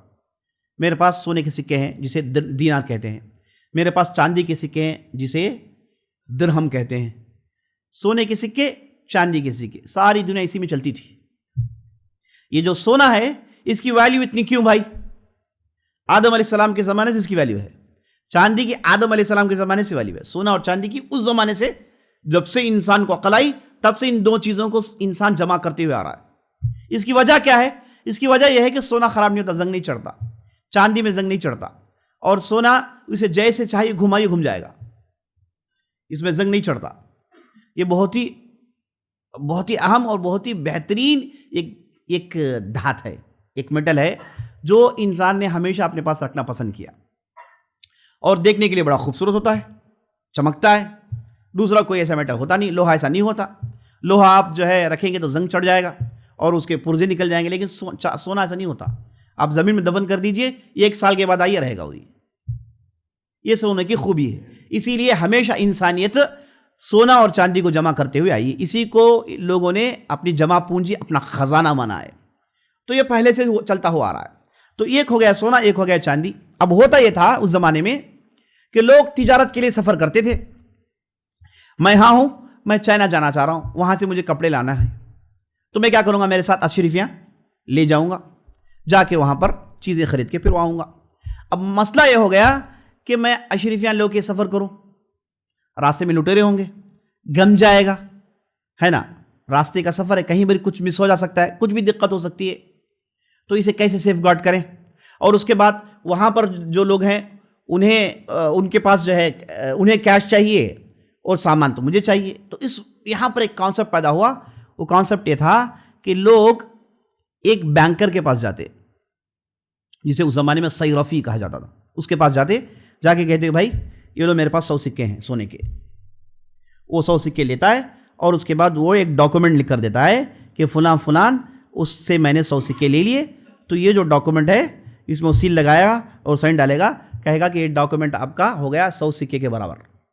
اب یہ آدمی ڈاکومنٹ لے کے سفر کرنا آسان ہے. اب یہ ڈاکومنٹ لے جائے گا, اسی کا ایک دوسرا آدمی چائنا میں بیٹھا ہوگا, اسی کا آدمی ہے یا پھر کوئی دوسرا آدمی, ان دونوں کے بیچ میں بات چیت ہے, ریلیشن ہے.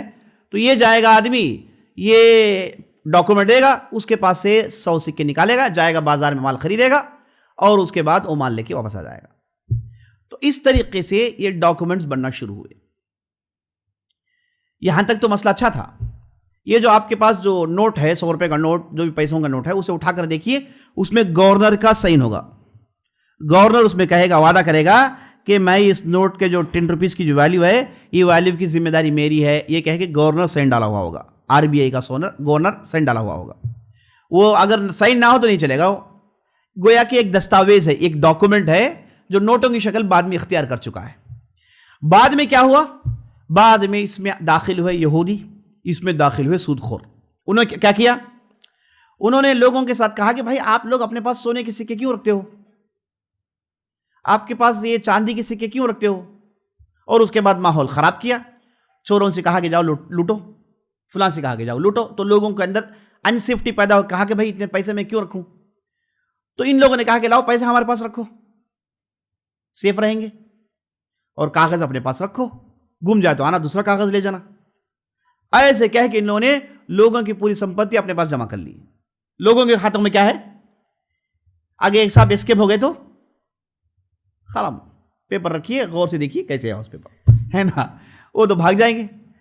تو اس طریقے سے ان لوگوں نے لوگوں کے اندر انسیفٹی ماحول کریٹ کیا اور ان کے پیسوں کو اپنے پاس لینا شروع کر لیا. یہی کانسیپٹ آگے چل کے بینکوں نے اختیار کر لیا. سب سے پہلا بینک آیا بارکلے, ایک مشہور بینک ہے, یہی انگلینڈ میں سب سے پہلے شروع ہوا, یہودیوں نے شروع کیا تھا. ان لوگوں نے بینک بنایا اور ان لوگوں سے کہا کہ بھائی اپنے پاس آپ لوگ سونا چاندی کیوں رکھتے ہو, ہے نا, تم اپنے ڈاکومنٹس بھی رکھو ہمارے پاس ہم سیف رکھیں گے اور ہم آپ کے لیے لکھ کر دے دیتے ہیں. اور وہ صاحب لے کے اب یہ سونا چاندی پاگل ہے رکھے رہا, یہ لگائے گا بزنس میں. 100 سونا سکے تھے, اس لگائے دھندے میں, وہ 150 بنا لیا. 100 سکے تو اس کے پاس پڑے ہوئے ہیں, اس کے ہم جب چاہے لے لو, اور کنڈیشن ہے کہ کسی ساتھ پورا نہیں لے سکتے. آپ کے پیسے بینک والے کیا کہتے ہیں, ایک دن میں آپ 50,000 روپے زیادہ نکال نہیں سکتے.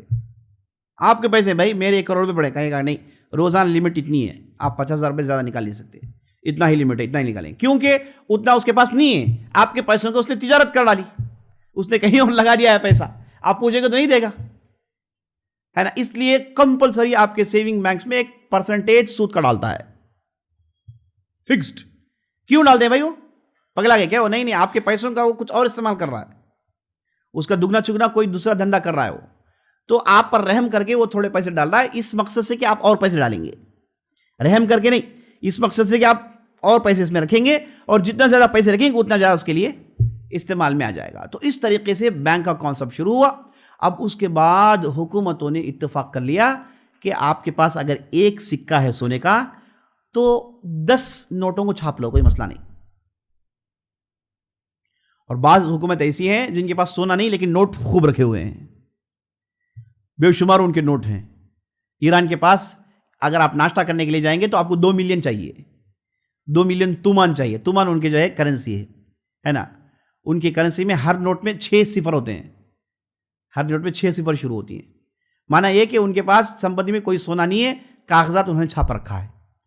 ہونا یہ چاہیے کہ آپ کے پاس جتنا سونا ہے, جتنی چاندی ہے, اس کے مطابق آپ بل چھاپتے, یہ لوگوں کے ہاتھ میں دیتے. نہیں, حکومتوں نے ایسا نہیں کیا. حکومتوں نے بہت بڑا دھوکہ دیا. یہ جو بینکنگ سسٹم جو دنیا میں چل رہا ہے نا, یہ خطرناک دھوکہ ہے اور بھیانک دھوکہ ہے. آپ کے پاس صرف پیپر ہیں. اگر کل کے دن یہ کہا گیا کہ آپ کے کوئی اکاؤنٹ نہیں ہے, آپ کے اکاؤنٹ میں 0 ہے, تو کچھ بھی نہیں چلے گا, آپ کچھ بھی نہیں کر سکتے. آپ کئی بینکس ایسے ہیں, اچانک انہوں نے کہا کہ بھائی بینک دیوالا ہو گیا. بینک دیوالا کرنے کے لیے آسان طریقہ یہ ہے کہ جتنے بھی وہاں پر اکاؤنٹ ہولڈر ہیں سب جمع ہو کے اسی وقت پیسے پوچھیں, بینک اسی دن ختم ہو جائے گا, کیونکہ اس نے تو بس پیسے نہیں ہے, وہ تو کہیں اور لگایا ہوا ہے. تو اس طریقے سے ساتھیوں یہ سونے چاندی کا نوٹ میں شکل اختیار ہوا. اصل میں یہ نوٹ کے پیچھے بھی سونا چاندی ہی ہے. حکومتیں اپنے پاس سونے جمع کرتے ہیں, وہ نوٹ نہیں جمع کرتے. نوٹ تو وہ چھاپتے ہیں روزمرہ. ان کے پاس سونا جمع ہوتا ہے, چاندی جمع کرتے ہیں, اور جس حکومت کے پاس, جس قوم کے پاس زیادہ سونا ہے وہ بڑا مالدار مانا جائے گا. یہی سیدھا سیدھا اصول ہے. اب ہوا یہ, چونکہ یہ نوٹوں کا تعلق کس سے ہے؟ سونا اور چاندی سے ہے, تو آپ اس نوٹ کو سونے چاندی کے حساب سے مانیے. آپ کے پاس 100 روپے کی نوٹ ہے, میرے پاس 100 روپے کی نوٹ ہے, بدلنا چاہ رہے ہیں, کیا کرنا پڑے گا؟ کیا اصول کیا ہے؟ سونا سونے کا اصول کیا ہے؟ سیم ویلیو ہو, ایک ہی سیٹنگ ہو. 100 روپے کا نوٹ, میرے پاس 100 روپے کا نوٹ, ایک ہی سیٹنگ, بات ختم. تو سونا چاندی بھی نوٹ بھی برابر ہے, ایک ہی ہے. جو بھی آپ کے پاس نوٹ ہے, یہ سونا چاندی اس کا ویلیو ہے. جو احکامات سونے چاندی کے ہیں وہ احکامات ان نوٹوں پر لاگو ہوں گے. اسے آپ سمجھ لیجئے گا. تو یہ دو قسم کی سودیں ہیں, ایک ہے ربا النسیئہ, ایک ہے ربا الفضل. ربا الفضل جو تجارت میں سامان میں ہوتا ہے, اور اس کے لیے ایک کنڈیشنز ہے, ان کنڈیشنز کو آپ وائلیٹ کریں گے, سود وہاں پر پیدا ہو جائے گا. یہ دو آپ سمجھ گئے, بہت ساری چیزیں آپ سمجھ آ سکتے ہیں. لوگ آ کے پوچھتے ہیں کہ ہمیں بینک والا ہے نا, وہ ایک کیا ہے, ایک میسج بھیجتا ہے, کہتا ہے کہ اسکریچ کرو. اسے اسکریچ کریں گے تو کبھی اس میں آپ 50 روپے ملتے ہیں, کبھی 100 روپے ملتے ہیں, کبھی فلاں گفٹ ہے, کرنا کر سکتے ہیں کہ نہیں کر سکتے ہیں, ہے نا. بلینک میں سے ہمیں فلاں فائدہ مل رہا ہے, فلاں فائدہ مل رہا ہے. یاد رکھ لیجیے ساتھیو, یہ پورے کا پورا سود ہے. جتنے بھی دنیا میں بینک کھڑے ہوئے ہیں, پورے کے پورے سود میں کھڑے ہوئے ہیں. اگر سود نہ ہو تو یہ لوگ نہیں چل سکتے. لوگوں کو انہوں نے سود دے دے کے لوگوں کو برباد کیا ہوا ہے. یہ جتنے بھی بینکس ہیں, یہ سارے سبب ہیں لوگوں کی غریبی کے لیے, لوگوں کو برباد کرنے کے لیے. یہ سارے یہی اس کے پیچھے ہیں. ہر کنٹری کے پاس بڑا بینک ہوتا ہے, لیکن وہ بینک کے پیچھے کس کا کنٹرول ہوتا ہے وہ کنٹری والوں کو نہیں معلوم. یہ بینک کا سسٹم یہ صحیح پاگل پن کا سسٹم ہے. اس کے آپ غور سے دیکھیں گے تو پورے کا پورا جا کے ختم ہوتا ہے ان ظالموں کے ہاتھ میں جو انڈائریکٹلی ساری دنیا کو اپنے قبضے میں کیے ہوئے ہیں. تو یہ بینکنگ سسٹم ہی ایک بیوقوف سسٹم ہے, لیکن اسے لوگ مان کے چل رہے ہیں. اور آپ کو زور ڈالا جاتا ہے کہ بھائی آپ اپنے پاس کیش مت رکھو, آپ اپنے پاس سونا مت رکھو, وہ ہے بینک میں ڈالو, ہم اس کے کمائیں گے. خام و خام گھر میں کیوں رکھتے ہیں؟ ہمارے پاس دے دو, ہم کمائیں گے اس سے, ہے نا. ہم آپ کو بھی کچھ دیں گے. اب تو کیش لیس کی بات ہو رہی ہے نا. کیش لیس, کسی کے پاس کچھ نہیں, صرف ایپ میں نمبرز ہیں. اچانک نمبر غائب ہو گئے, کچھ بھی نہیں کر سکتے آپ روزانہ چیک کرتے ہیں, کہتے ہیں کہ بھائی ماشاء اللہ آپ میرے پاس اتنے پیسے, اتنی صفر ہیں. کبھی کبھار صفر کے سامنے جو نمبر ہے وہ نہیں ہوگا, پورا صفر ہی ہوگا. کچھ بھی نہیں کر سکتے. کیا کریں گے آپ؟ اتنا نازک, اتنا اہم معاملہ اتنا نازک ہے, جس سے انسانوں کی زندگیاں چلتی ہیں وہ اتنا نازک ہے. چاندی کے سکے, سونے کے سکے جب امتوں میں ہوا کرتی تھی, لوگوں نے اسے ٹرانزیکشن کیے, بڑا امن تھا جی ساتھیوں. سب اپنے اپنی چیزوں کی حفاظت کرتے تھے, بہت ہی بڑا امن ہوا کرتا تھا. جب سے یہ بینک آیا, جب سے ان لوگوں نے فلاں چیزوں میں گھمایا, لوگ اس میں پڑ کے ابھی تک پریشان ہیں. تو آپ نے یہ سود کی دو قسموں کو دیکھ لی. اب چلیے یہ سود اسلام میں حرام کیوں ہے, اسے بھی سن لیجئے گا. پہلے, سود کا اگر کوئی ٹرانزیکشن کرے گا, وہ خطرناک لالچ اور خطرناک لالچی بن جائے گا. کیونکہ آدمی جب تجارت کرتا ہے تو وہ کوئی پروڈکٹ لیتا ہے, پروڈکٹ بناتا ہے, اسے بیچتا ہے, اس کے پیچھے محنت کرتا ہے, بناتا ہے. صرف اس قمیص کو لے لیجئے, قمیص مثال کے طور پر ایک قمیص جو بن کر آتی ہے, اس کے پیچھے 300 لوگ کام کرتے ہیں. یہ ایگریکلچر سے لے کے انڈسٹریز میں جا کے, اس کے بعد ٹائلروں کے ہاتھ میں گھوم کے آتے, اس کے پیچھے 300 لوگ کام کرتے ہیں. تو یہ پروڈکٹ جب بن کر آتا ہے, آپ ایک قمیص خریدتے ہیں تو 300 لوگوں کو فائدہ ہوتا ہے. کوئی بھی پروڈکٹ آئے گا, مثال تو میرے کپ ہے, یہ کپ کے پیچھے کتنے لوگ کام کیے ہوں گے؟ اس کا میٹیریل ہو گیا, اس کا رنگ ہو گیا, اس کا ڈیزائن ہو گیا, اسے مینوفیکچر کرنا ہو گیا, اسے مارکیٹ میں لانا ہو گیا, اسے بیچنا ہو گیا. تو کئی لوگ اسے جڑے ہوئے ہیں. تو آپ ایک پروڈکٹ خریدتے ہیں تو یہ پروڈکٹ کے ذریعے سے کئی لوگوں کی زندگیاں چلتی ہیں, ہے کہ نہیں؟ جب پروڈکٹ ہی نہ ہو, صرف ٹرانزیکشن ہو, کسی کو کچھ فائدہ نہیں ہوا, صرف دونوں کو فائدہ ہوا, بس کسی کو کچھ فائدہ نہیں ہوا. اگر سب ایسے کرنے لگیں گے, لوگ بھوک سے مریں گے. کوئی کچھ محنت نہیں کرے گا. کیوں کرے گا بھائی؟ اتنی محنت کر کیا فائدہ؟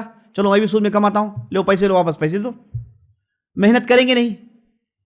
اور اس کے بعد آدمی جب پیسے دے کے پیسے لیتا ہے, اس کے اندر صرف پروفٹ کا ذہن ہوتا ہے, نقصان ہی جھیل نہیں سکتا. تجارت میں آدمی کو پروفٹ ہوتی ہے, نقصان ہوتا ہے.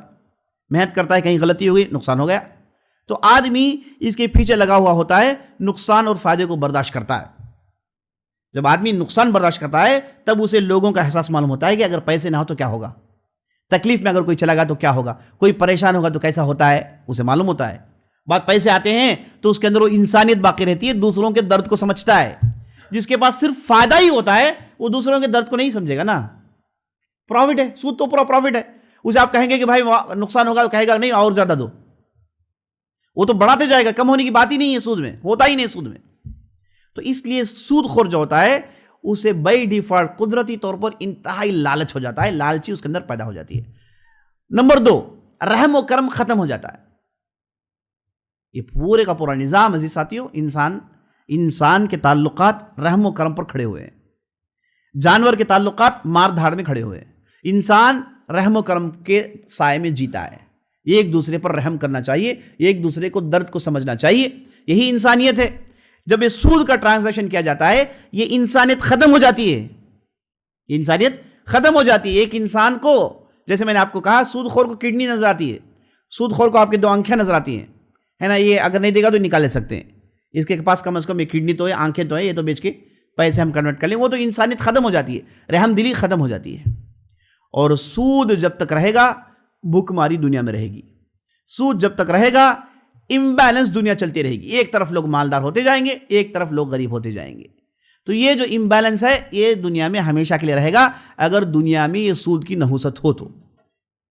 اور یہ بھی آپ نقطہ یاد رکھ لیجئے، اسلام نے قرض کو پروموٹ کیا، اسلام نے صدقہ و خیرات کو پروموٹ کیا، زکوٰۃ کو اسلام نے پروموٹ کیا۔ زکوٰۃ کیا ہے بھائی؟ یہ سیدھے سیدھے سود کے خلاف لڑائی ہے، سیدھے سود کے خلاف لڑائی ہے جو اللہ نے فرض قرار دیا ہے۔ جو آدمی زکوٰۃ دیتا ہے اس نے تو سود کے پورے اصول کو توڑ دیا، اس نے لالچ نہیں ہونے کا اعلان کر دیا، اس نے رحم دلی بتا دی، اس نے دوسروں کے درد کو سمجھا، تو سود کے اصول ٹوٹ گئے۔ تو ایک طرف سود ہے تو ایک طرف زکوٰۃ، تو اسلام نے زکوٰۃ پروموٹ کیا تاکہ سود کا پراپر مقابلہ ہو۔ زکوٰۃ کیا ہے بھائی؟ آسان ہے، سمپل بات ہے بھائی، آپ کے پاس جو بھی چیزیں آپ استعمال کرتے ہیں اس میں کچھ بھی مت دیجیے، جو چیز سرپلس آپ کے پاس جمع ہو گئی، وہ چیز نصاب کو پہنچے، اس پر 1 سال گزرے تو اس میں سے آپ دیجیے 2.5%، کیونکہ آپ نے پورا سرکل روک رکھ لیا نا۔ یہ پیسے اگر آپ سرکل میں چھوڑتے تو جاتا، وہ کوئی خریدتا، وہ خریدتا، وہ خریدتا، وہ چیز بناتا، تو یہ چیز روٹیشن میں ہوتی۔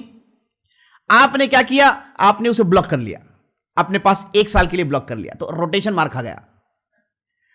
اس میں مار کھانے والے سب سے زیادہ کون ہیں؟ غریب محتاج ہیں۔ مالدار تو نہیں پہنچا مال، ٹھیک ہے دوسرے اس میں کما لیں گے، لیکن جو غریب ہیں جنہیں یہ روٹیشن کی وجہ سے، یہ چین رکنے کی وجہ سے جو انہیں نقصان ہوا ہے، اسلام کہتا ہے کہ بھائی 2.5% دے دو ان کے، کیونکہ روٹیشن رکنے کی وجہ سے نقصان انہی کا ہوا نا۔ یہ کے پاس وہ فالتو میں 1 کروڑ روپے ڈال کے رکھا ہوا ہے، اگر یہ 1 کروڑ روپے نکالے گا لگائے گا بازار میں تو سامان خریدیں گے لوگ بنائیں گے، کئی ایک کاریگر ہیں ان کا کام چلے گا، کوئی فلاں ہے تو ان کا کام چلے گا، فلاں کا کارخانہ چلے گا، بستی میں ریل پیل ہے نا، لوگ آئیں گے جائیں گے، دکان کھولیں گے، سب چلے گا۔ آپ نے یہ سب چلے گا تو کئی لوگ کمائیں گے، کئی لوگ کھائیں گے، کئی لوگوں کی زندگیاں چلے گی۔ آپ نے روک لیا 1 کروڑ روپے اپنے پاس 1 سال کے لیے، اسلام کہتا ہے کہ تمہیں روک دیا، نقصان اس میں غریبوں کا ہوا ہے، نکالو 2.5% نکال کے دے دو۔ تو اسلام نے اصل میں یہ سسٹم لایا ہی یہ سود کے خلاف مقابلہ کرنے کے لیے۔ اور ایک سسٹم ہے جو دکھتا ہے سود، لیکن اسلام نے کہا کہ ٹھیک ہے حلال ہے، چلو کوئی مسئلہ نہیں۔ وہ کیا ہے؟ قرض۔ قرض کیا ہے بھائی؟ آپ کے پاس سے کسی نے پیسے لیے، کہا کہ بھائی 1000 روپے دو، یہ 1 مہینے کے بعد دوں گا۔ یہ کیا ہے؟ پیسے کا ٹرانزیکشن، سونے کا ٹرانزیکشن۔ کنڈیشنز کیا ہیں؟ سیم ویلیو ہو، سیم سٹنگ میں ختم ہو، 2 کنڈیشنز کا پورا ہونا ضروری ہے کہ نہیں؟ لیکن اسلام نے کہا کہ نہیں، تم اگر قرض کی نیت سے دے رہے ہو کوئی مسئلہ نہیں، جائز ہے، ورنہ قرض سود کا اصول ہے اس کا۔ آپ پیسے لیے تو پیسے فوراً ایک ہی سیٹنگ میں ختم کرو بھائی صاحب، ایک ہی ویلیو کا ہونا چاہیے۔ لیکن آپ چونکہ صاحب پر رحم کیے ہوئے ہیں، پیسے آپ نے دیے، کہا کہ بھائی کوئی مسئلہ نہیں، پیسے استعمال کر لو، اپنی ضروریات پوری کر لو، 2 مہینے کے بعد دینا، 1 سال کے بعد دینا، 2 سال کے بعد دینا، واپس تو وہی اماؤنٹ دیں گے، آپ ایکسٹرا دیں گے تو پھر سود پیدا ہو گیا، واپس تو وہی اماؤنٹ آپ کو دینا ہے۔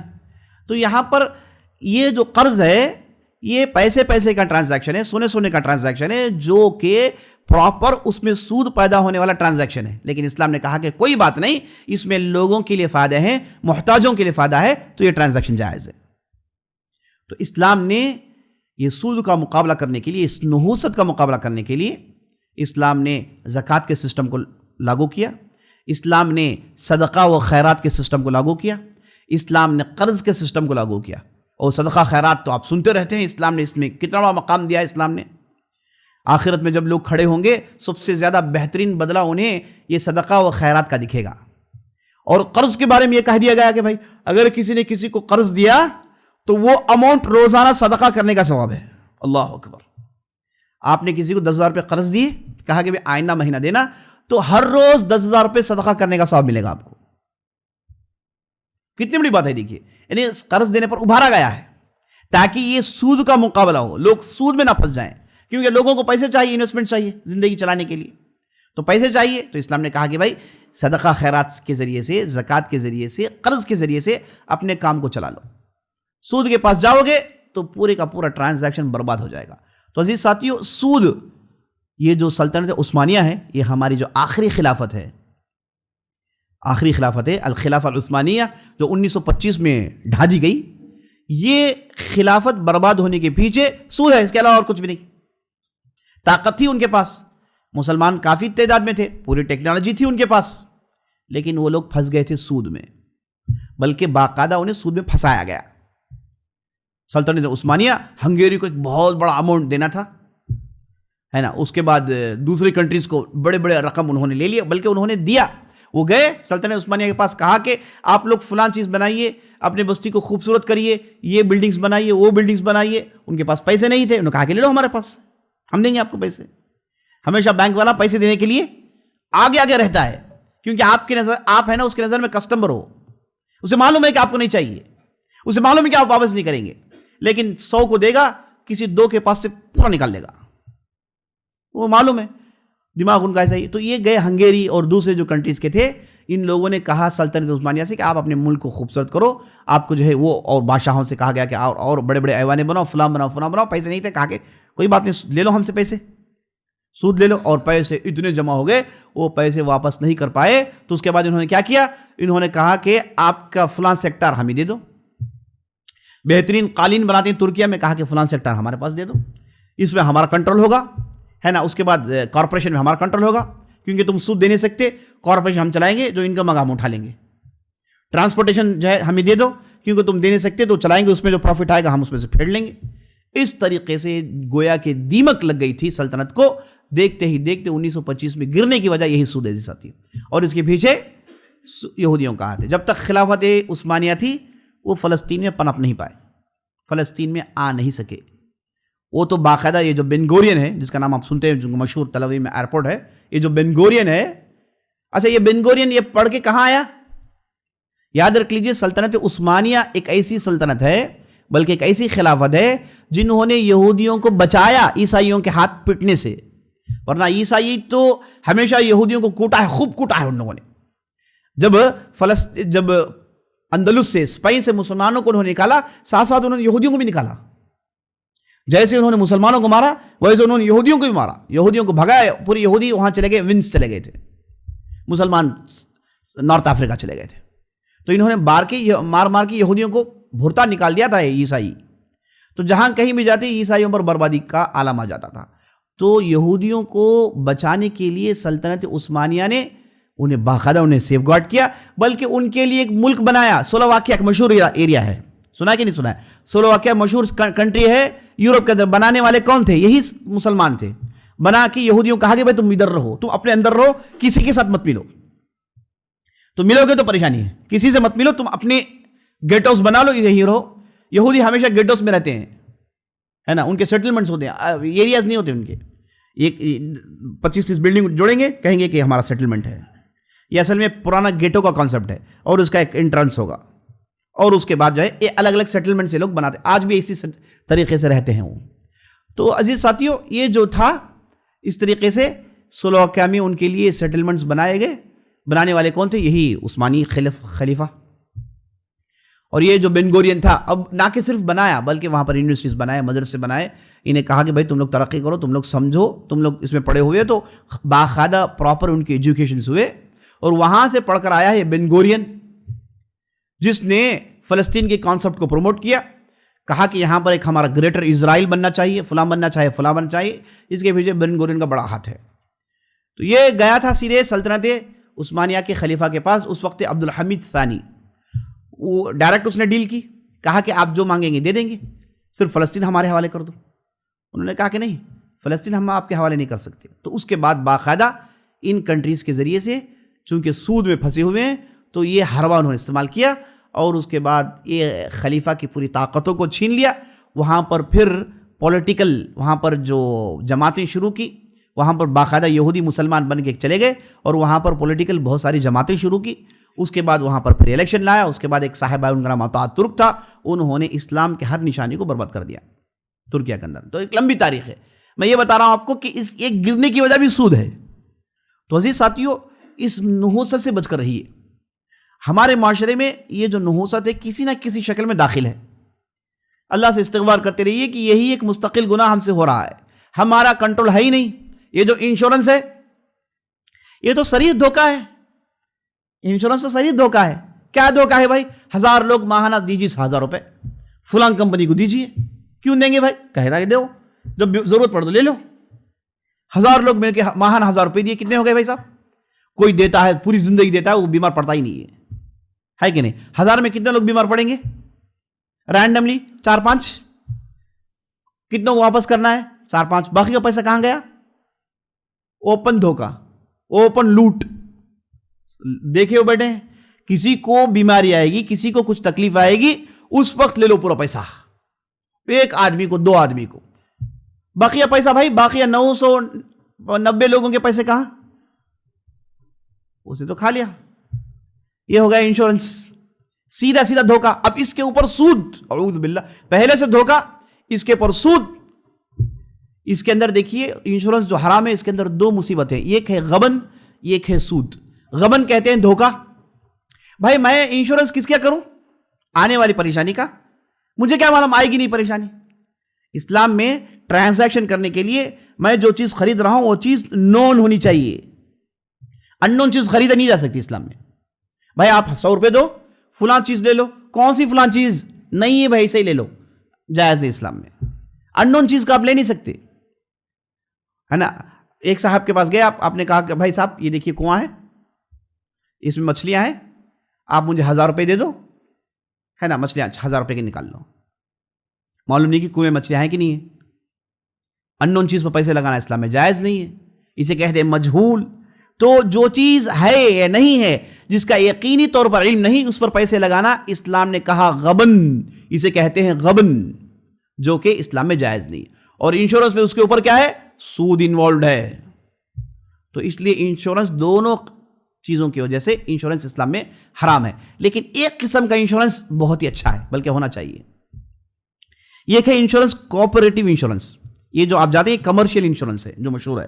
ایک ہے کوآپریٹو انشورنس. کوآپریٹو انشورنس کیا ہے؟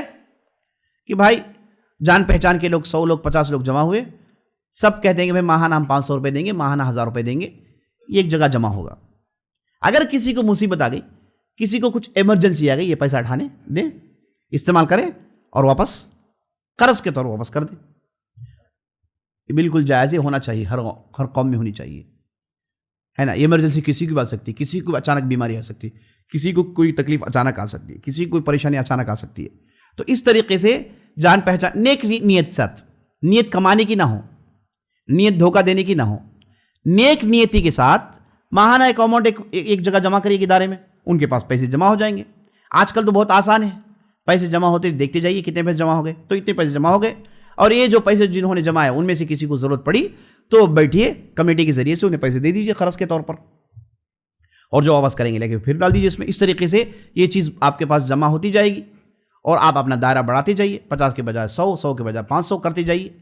تو اس طریقے سے اماؤنٹ جمع ہوتا جائے گا، ہے نا. مصیبتوں لوگوں کو جو ہے آپ استعمال کے لیے دے سکتے ہیں.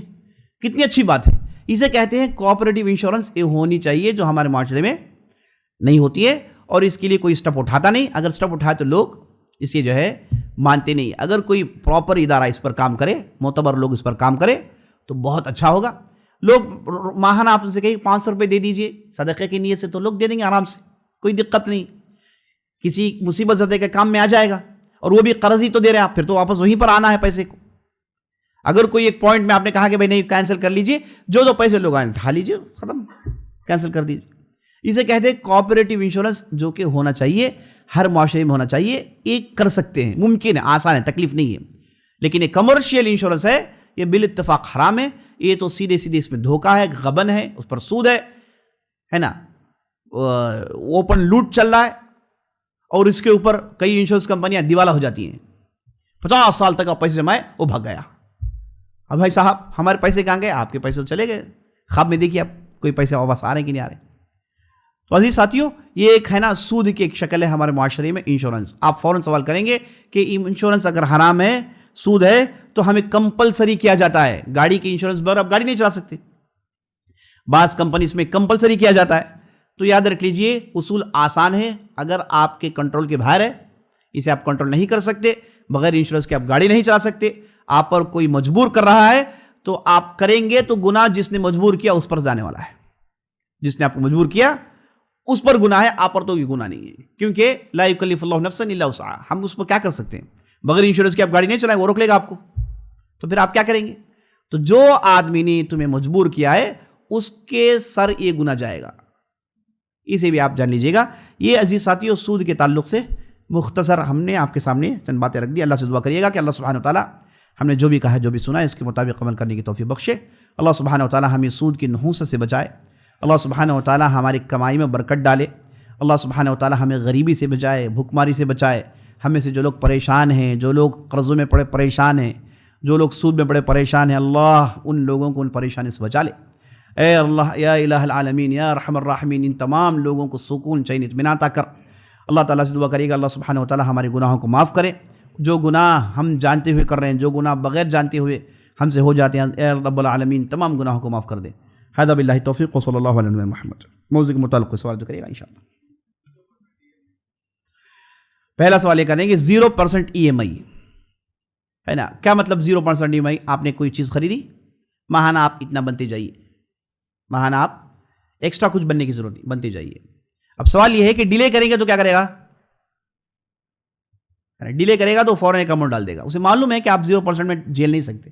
100 میں 2-3 کریں گے تو بس باقی سب تو پھنسیں گے. تو یہ بالکل جائز نہیں. اگر یہ کہے کہ بھائی ڈیلے کرے گا، آپ ڈیلے کریں گے تو اس پر فائن پڑے گا، اس پر ایکسٹرا ہوگا، تو وہ ٹرانزیکشن جائز نہیں ہے. واللہ اعلم.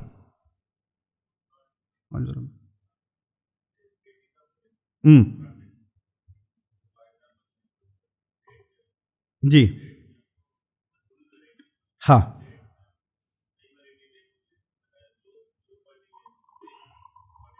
جی ہاں، سوال کر رہے ہیں کہ یہ جو کھجور ہیں اس کے کئی ویرائٹیز ہیں، کھجور کے کئی ویرائٹیز ہیں، تو پھر میں یہ ویرائٹی کے درمیان ٹرانزیکشن کر رہا ہوں، تو کیا اس میں ویلیو کا سیم ہونا ضروری ہے؟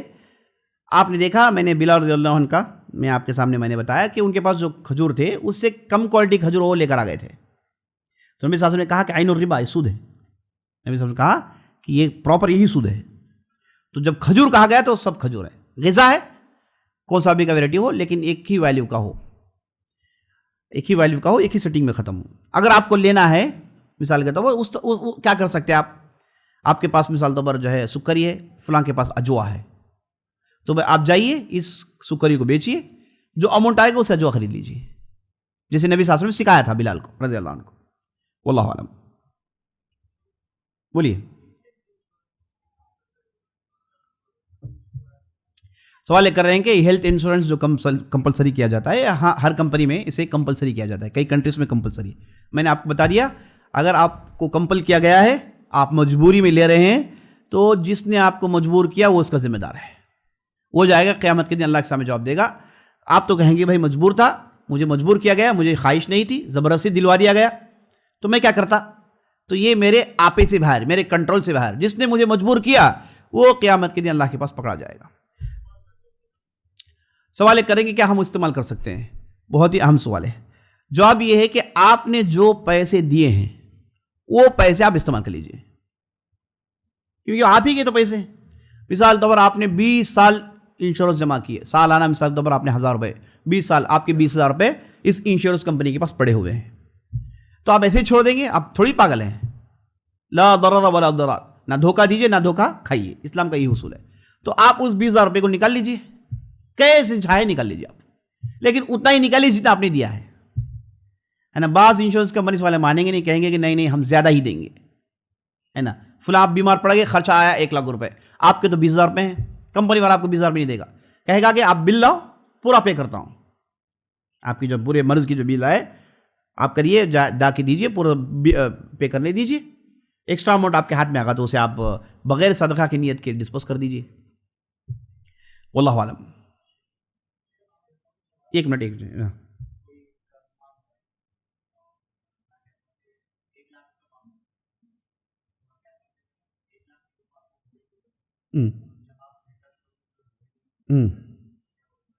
سوال کر رہے ہیں کہ میں ایک صاحب کے پاس گیا قرض مانگنے کے لیے. میں نے کہا کہ بھائی مجھے 1,00,000 روپے دے دو، میں واپس دے دوں گا. تو انہوں نے کہا کہ نہیں میرے پاس 1,00,000 روپے نہیں ہے، میں آپ کو سونا دیتا ہوں ایکویلنٹ اماؤنٹ، آپ مجھے جو واپس کریں گے تو سونا ہی واپس کرو.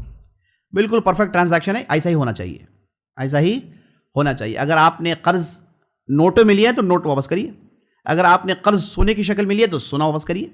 تو جس شکل میں آپ نے قرض لیا اس شکل میں واپس کرنا ہی زیادہ بہتر ہے.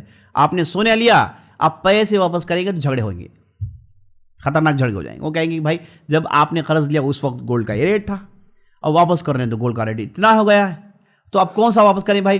وہ حساب کر کے واپس کریں یا پھر اب حساب کر واپس کریں؟ آپ کہیں گے کہ بھائی اس وقت وہ اماؤنٹ اتنا ہی تھا، وہ لینے والا کہے گا کہ نہیں آج کے حساب سے واپس کرو بھائی صاحب، ہے نا. تو بہت بڑا فتنہ ہو جائے گا، جھگڑے ہو جائیں گے. اس لیے پہلے سے کلیئرٹی ہونی چاہیے کہ بھائی میں آپ سے کیش لے رہا ہوں اور واپس کیش کروں گا، میں آپ سے سونا لے رہا ہوں واپس سونا ہی کروں گا، سونا لے رہا ہوں واپس کیش کروں گا. تو اس میں بہت بڑا پیچیدہ مسئلہ کھڑا ہو جائے گا. واللہ اعلم. آپ کچھ پوچھیں.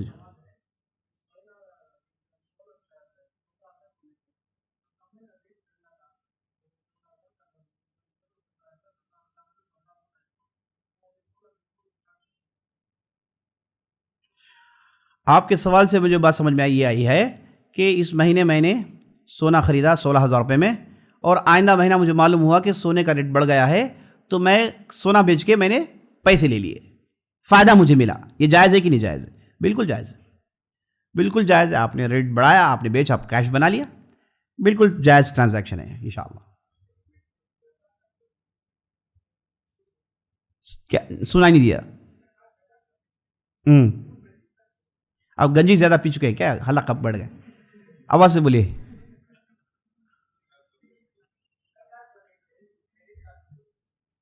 زکوٰۃ کا پیسہ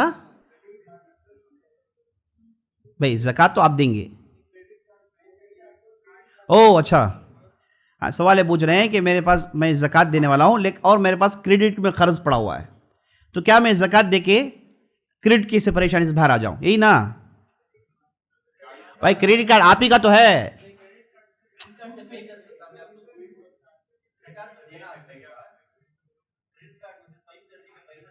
یعنی آپ زکوٰۃ دینا چاہ رہے ہیں، آپ کے پاس کریڈٹ کارڈ ہے، اس میں پیسے سے نکال کے آپ زکوٰۃ دینا چاہ رہے ہیں. اعوذ باللہ. میں آپ کو بتا رہا ہوں کہ بھائی صاحب آپ اپنے استعمال کے لیے کریڈٹ کارڈ استعمال مت کریے، یہ مصیبت ہے، ایسی مصیبت ہے. جن جن لوگوں نے لیا ہے وہ اب تک باہر نہیں آئے ہیں، آ بھی نہیں سکتے. اب چیلنج ہے، آپ کہیں گے کہ میں دے دیتا ہوں مولوی صاحب، چیلنج ہے. آپ ایک بار نہیں دیے، نیکسٹ ٹائم نہیں دیے، 10 بار آپ نے دے دیا، 15 بار آپ نے دے دیا، یہ ایک دن آپ پھنسیں گے ضرور. ایک دن انسان کی طبیعت سے وہ لوگ واقف ہیں، آپ کو ایک دن پھنسنا ہی پھنسنا، اس لیے تو دیتا ہے، وہ پاگل تھوڑی ہو. اچھا، یہ آپ جو پوچھ رہے ہیں بالکل حرام چیز ہے، یہ آپ کو ہرگز نہیں کرنا ہے. آپ اپنے زکوٰۃ کے پیسے حلال پیسوں سے دیجیے، ایک کریڈٹ کارڈ وغیرہ بالکل استعمال مت کریے. اے کاش یہ بات لوگ سمجھ لیتے، لوگ بڑے بڑے مالدار ہوتے. کئی لوگوں میں جانتا ہوں جن لوگوں نے جو ہے نا 10 20 کارڈوں کا استعمال کیا، بڑے خوبی مزے سے استعمال کیا، اور اس کے بعد ایسے دیوالا ہوئے کنگال ہو گئے. جب آدمی کنگال ہو تو کیا کرتا ہے؟ جھوٹ بولتا ہے، لوٹتا ہے، دھوکہ دیتا ہے. عبادتوں میں کیا مزہ آئے گا؟ آپ اسے بیٹھا کے نماز پڑھو تو کیا سنے گا؟ اس کا دماغ تو کہیں اور ہے نا، اس کی سائیکالوجی پوری الگ ہو گئی ہے، دماغ کہیں اور، پورا مائنڈ سیٹ خراب ہوا ہے. دیکھیے ایک غلطی کی وجہ سے پورا دماغ خراب ہو گیا. اب اسے بٹھائیے، اللہ کہیے، اللہ کے رسول کہیے، ایران عراق کو مار رہا ہے، وہ کہے کہ بھائی مجھے کیا بھائی تعلق ہے نا، میرا قرض ہے مجھے دو. تو بالکل یتیم جیسا بن جائے گا، وہ بالکل خونخوار جانور بن جائے گا. پوری مصیبتیں یہ سود کی نحوست کی وجہ سے ہے. اے اللہ ہم لوگوں کو اس چیز سے بچا لے, آمین. آپ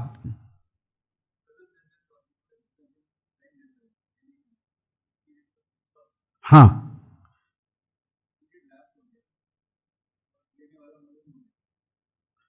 سوال یہ کر رہے ہیں کہ میں نے ایک صاحب کو قرض دی اس نیت سے کہ بھائی ہر دن اتنا اماؤنٹ خرچ کرنے کا اجر مجھے ملے گا.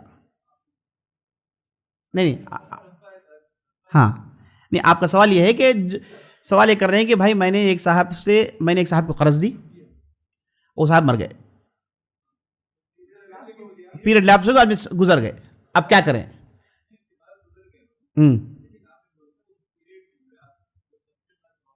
ہاں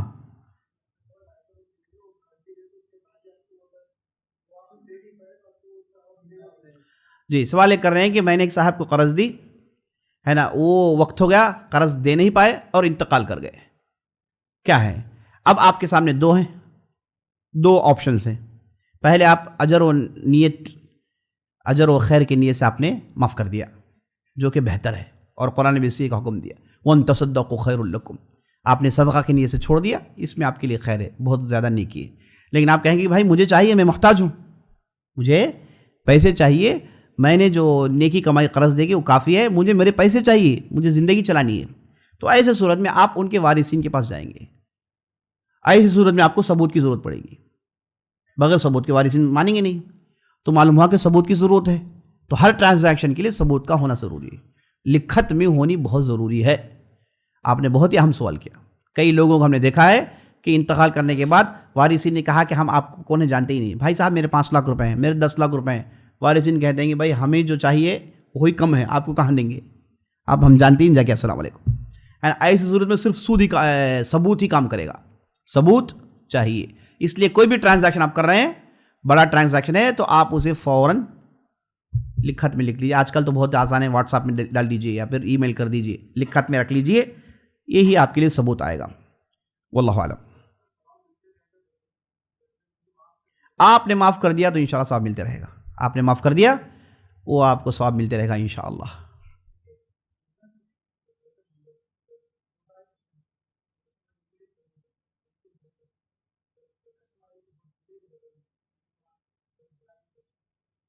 سوال کر رہے ہیں کہ ایک پروڈکٹ میں بیچتا ہوں, بعض لوگ امیڈیٹ کیش دے دیتے ہیں, پیمنٹ کر دیتے ہیں, تو ان کے لیے میں تھوڑا کم دیتا ہوں.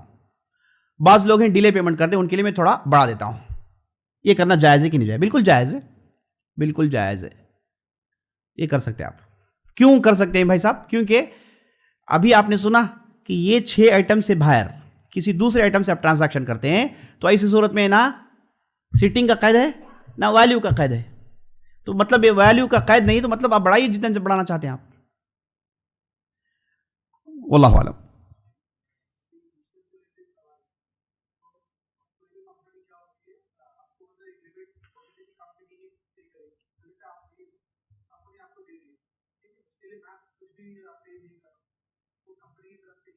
انشورنس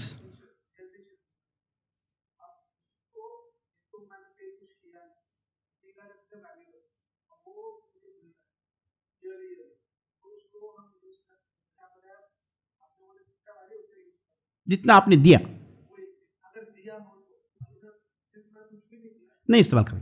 سوال کر رہے ہیں کہ بعض کمپنیز میں ہوتا یہ ہے کہ وہ انشورنس کارڈ دیتے ہیں جس کی ویلیو 3 لاکھ روپے کی ہوتی ہے نا, جب چاہے آپ استعمال کر لیجئے, کمپنی کی طرف سے ہوتا ہے, تو کیا میں اسے استعمال کر سکتا ہوں؟ نہیں کر سکتا. جواب یہ ہے کہ آپ نے اگر پیسے دیے ہیں, جتنے آپ نے پیسے دیے اتنا آپ استعمال کر لیجئے, آپ نے جو کچھ بھی نہیں دیا تو مت استعمال کریے. اگر کسی سے کوئی بھی غلطی ہو گئی ہو, اسے توبہ کر سکتا ہے آدمی, اور رجوع کر سکتا ہے آدمی. اگر ممکن ہو تو اس کے برابر صدقہ کریں. اللہ سبحانہ و تعالیٰ صدقے سے خوش ہوتا ہے, اور صدقہ اللہ کے غضب کو ٹھنڈا کرتا ہے. الصدقۃ تطفئ غضب الرب. واللہ اعلم. ادھر کوئی پوچھ رہے تھے. ہاں, میڈیکل کوڈنگ, اچھا, یعنی سافٹ ویئر بناتے ہیں.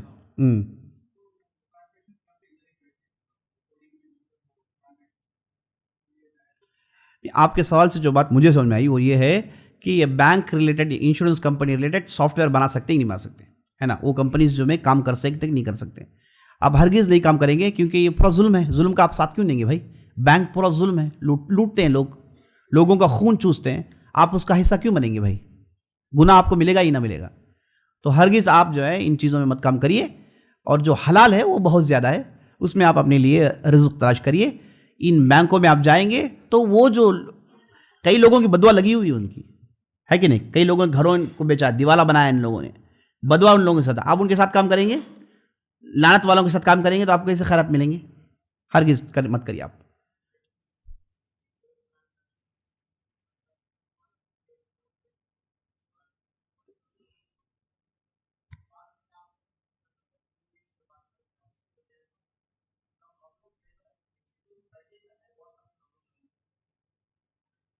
آپ کا سوال دوبارہ دہرائیے. ایک صاحب کو اپنے اتنے گرامس. اچھا,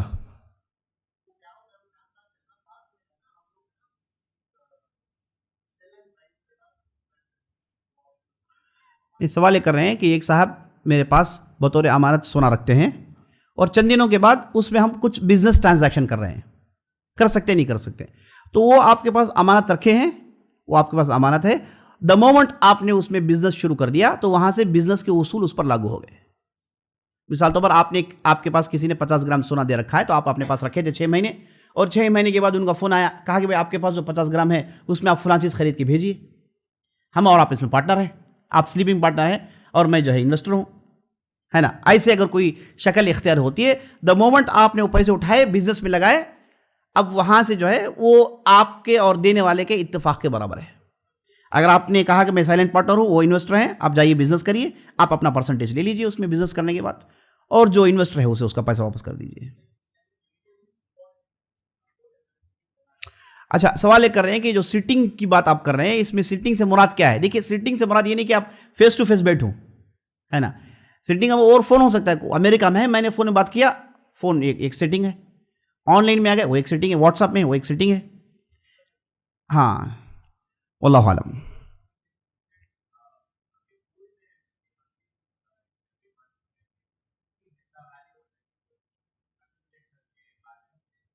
ہاں, اچھا سوال کیا, بہترین سوال کیا. یہ بہت ہی اہم سوال تھا. بعض ایسے کمپنیز ہیں, بعض ایسے دکان ہیں جو گولڈ سے ڈیل کرتے ہیں. وہ یہ کہتے ہیں کہ آپ لوگ آؤ, ماہانہ میرے پاس ایک پیسے جمع کرو, وہ پیسے کا میں گولڈ خریدوں گا اور میں آپ کے لکھ کے دے دوں گا کہ بھائی آپ نے جو 5,000 روپے دیے اس کے برابر اتنے گرام گولڈ آپ کے میرے پاس پڑے ہوئے ہیں. اس طریقے سے آپ ماہانہ جمع کرتے جاؤ اور سال کے اینڈ میں یہ پورا تم سونا لے جاؤ, اور میرے طرف سے گفٹ کیا ہے کہ کوئی میکنگ چارجز نہیں, فلان چارجز نہیں, ہے نا. یہی تو آپ پوچھ رہے ہیں. یہ پیور سود ہے, یہی سود ہے. کیوں؟ آپ کو معلوم ہوگا, میں نے آپ کو اصول سمجھا دیا. کیا اصول آپ نے جان لیا. کئی لوگوں کو نہیں معلوم, اس سے بہت غصہ کرتے ہیں, مولوی صاحب حرام حرام بولتے ہیں ہمیشہ. بھائی صاحب یہ اصول آپ سمجھ لو, اس اصول کو سمجھا آدھا گھنٹہ چاہیے سمجھانے کے لیے. اصول سمپل ہے, سیٹنگ مار کھا گئی. آپ کے پاس میں نے پیسے لیے اور میں آپ کو سونا بیچ رہا ہوں. آپ کو میں نے بتا دیا پیسہ سونا ہے, چاندی کی ایکول ہے, ٹھیک ہے. تو میں آپ کو سونا بیچ رہا ہوں. کنڈیشن کیا ہے؟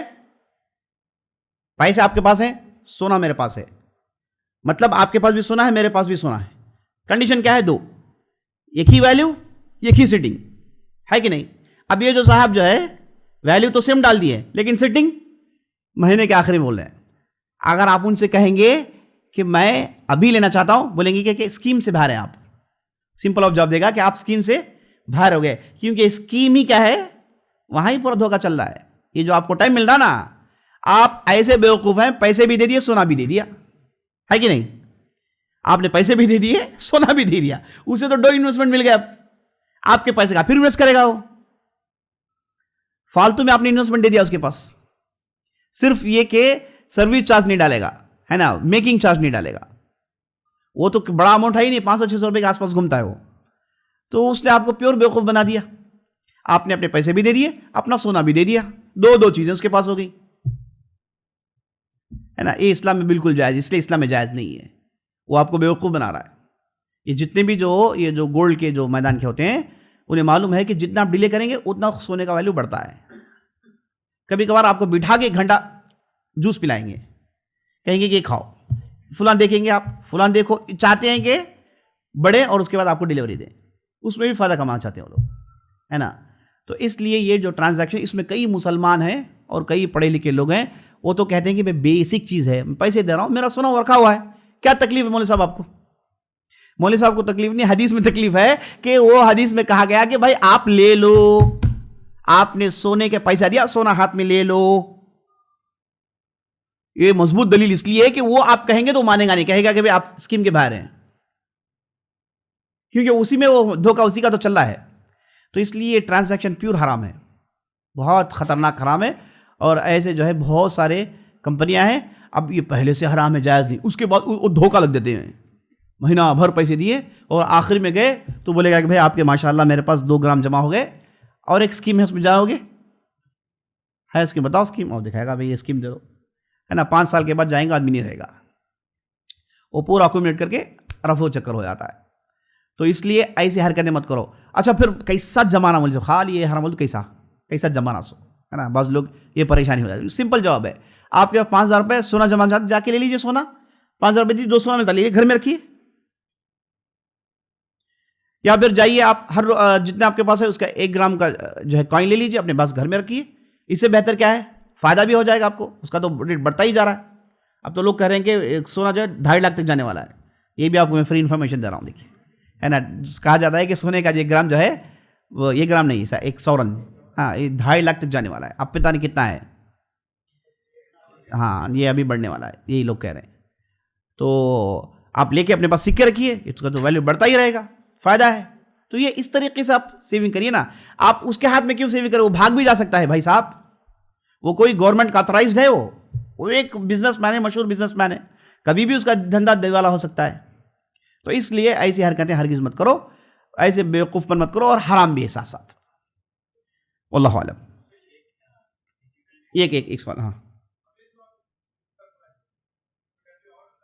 کھانا، ہاں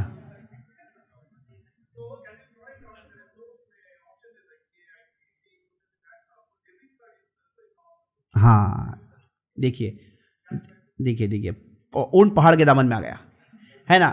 وہ یہ بول رہے ہیں کہ بھائی آپ ہمارے یہاں امیزون ہو گیا، فلاں بھی ہو گیا، کوئی بھی کمپنی ہو، وہاں سے آپ خرید رہے ہیں، فلاں کارڈ سے آپ پیمنٹ کر رہے ہیں تو میں آپ کو ڈسکاؤنٹ دوں گا، یعنی وہ بھی ڈیبٹ کارڈ ہو، ہے نا. دیکھیے کیسے چکر ہے. وہ بول رہے ہیں کہ جاؤ ڈیبٹ کارڈ لو، انڈائریکٹلی بول رہا ہے کہ جاؤ پھنسو، ہے نا، میں تمہیں 500 کا ڈسکاؤنٹ دوں گا. وہ آپ کے پاس 5 لاکھ روپے کھانے والا ہے، وہ بیٹھا ہوا مگروں کی طرح، جاؤ یہ لے کر آؤ. حکومتیں پروموٹ کر رہی ہیں، کیوں؟ کیونکہ اس میں وہ جو جال بچا ہے نا، بس بعض لوگ بچے ہوئے ہیں نا، بعض لوگ جو مولوی صاحب کی باتیں سن کے نہیں کر لکھی، ہے نا، وہ چاہ رہے ہیں کہ اس میں پھنسے، سب پھنسے، اور یہ نرغے میں پھنس جائے آدمی، تو اس کے بعد اسے تھوڑا تھوڑا اسے خون پیستے رہیے. ہرگز جائز نہیں، ایسے ہرگز مت کریے. آپ ڈیبٹ کارڈ استعمال ہی مت کریے، اسی میں سیفٹی ہے. واللہ عالم. سمپل سی بات ہے، وہ لوگ چاہتے ہیں کہ آپ ڈیبٹ کارڈ لیں، کیوں بھائی؟ رحم دلی کرم کر رہے ہیں، ہے نا، رحم دلی کرم کرنی ہے تو کیش بانٹتی ہے حکومت، 3,000 روپے 5,000 روپے کیش دے رہے ہیں، ہے نا. یہ آپ سے رحم کرنا چاہ رہے ہیں، ہے نا. وہ بینک استعمال نہیں کر رہے ہیں، دیکھیے بلیک منی خالی کر رہے ہیں وہ لوگ. واللہ عالم.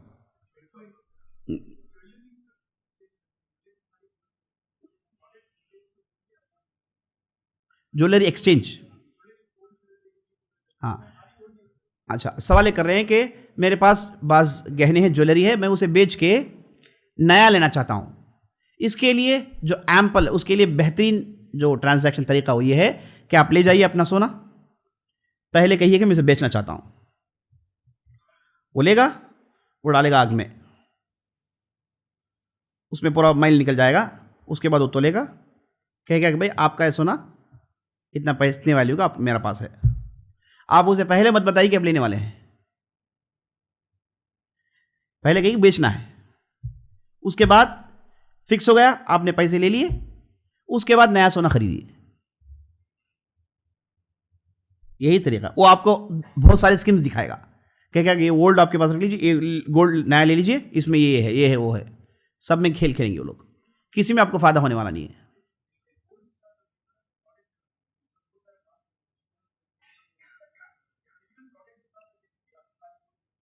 آپ گولڈ خرید رہے ہیں تو گولڈ کے حساب سے دیکھیں گے. یہ تو بڑا عجیب سوال ہے آپ کا.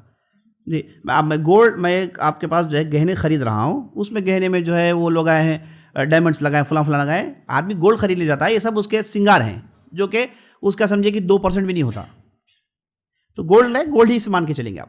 اور جس میں گولڈ نہیں ہے اس میں تو سود نہیں ہے، تانبا ملاتے ہیں گولڈ میں جو ہے نا وہ کنکر ملاتے ہیں، تو اس میں یہ تو سود سے باہر ہے، اس کا کچھ بھی نہیں، معاملہ پورا سود یہ گولڈ سے جڑا ہوا ہے. واللہ اعلم.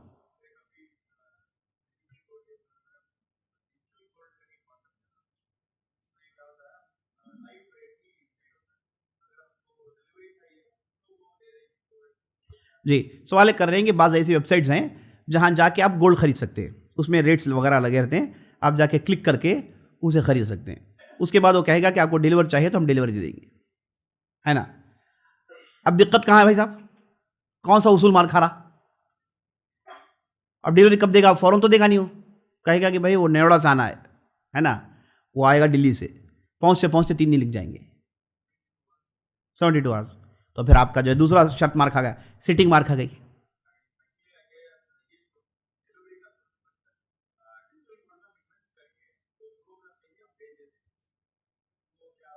دیکھیے کوئی بھی پروڈکٹ آپ آن لائن میں خرید رہے ہیں، آن لائن میں بیچ رہے ہیں تو کوئی حرج نہیں، جائز ہے، کوئی حرج نہیں، جائز ہے. وہ اس زمانے کا لین دین کا طریقہ ہے. اس میں جو آپ کلک کرتے ہیں یہی قبض کرنا ہے، یہی ڈیلیور کرنا ہے نا. لیکن گولڈ کے لیے دقت یہ ہے، گولڈ کے لیے شرط یہ ہے کہ آپ اسے اپنے قبضے میں لیں، اور یہ لوگ آپ کو دیں گے نہیں. انہیں معلوم ہے کہ دیں گے تو پھنس جائیں گے، یہ لوگ دیں گے نہیں. آپ کہیں گے آپ گھماتے رہیں گے، گولڈ اپنے پاس ہی رکھے رہیں گے، کہیں گے تم لوگ ٹرانزیکشن کر لو، پیپر بانٹ لو، جو کرنا کر لو، گولڈ تو میرے پاس رہے گا، تو لے لے، تو فلاں کر لے، میں ہی رکھوں گا گولڈ. وہ دے گا نہیں. آنے کے والے دن دیکھیے ایسا ہی ہوگا، ہے نا. اس کے بعد ڈیجیٹل گہنے آ جائیں گے، اور ان سے کہا جائے گا بھائی کہیں خام و خواہ، ہے نا، ایک بٹن کلک کرو چہرے میں آگے، ہے نا، ڈال کے جو ہے چمکے گا، سب کچھ ہوگا. سونا نہیں دیں گے آپ کو، کیونکہ وہی چاہیے. واللہ اعلم.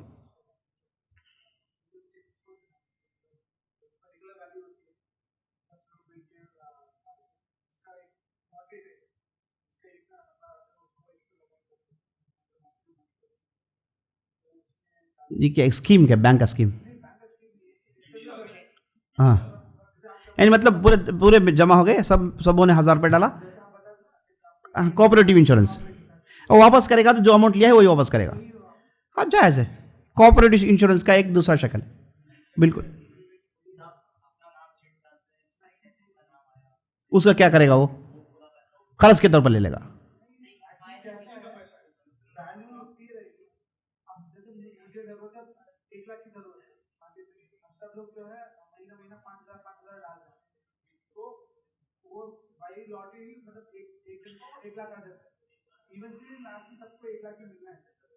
نہیں آپ جو کریں وہ کرتے، اکثر کمپنیز میں امپلائیز کرتے، وہ بالکل جائز ہے. وہ سب نے پیسے ڈالے اور ایک آدمی کو دینا ہے، لاٹری ڈالا، فلاں کا نام آ گیا، وہ پورے پیسے ان کے پاس دے دیے. اس کے بعد دوسرا مہینہ جمع ہوا، دوسرے آدمی کو دے دیے، تیسرا مہینہ تیسرے آدمی کو دے دیے. اس طریقے سے سب کے پیسے واپس مل گئے. صرف فرق اس میں ہے کہ ایمرجنسی جسے ہے اسے پہلے، یہ بالکل جائز ہے، یہ بالکل جائز کر سکتے ہیں انشاءاللہ.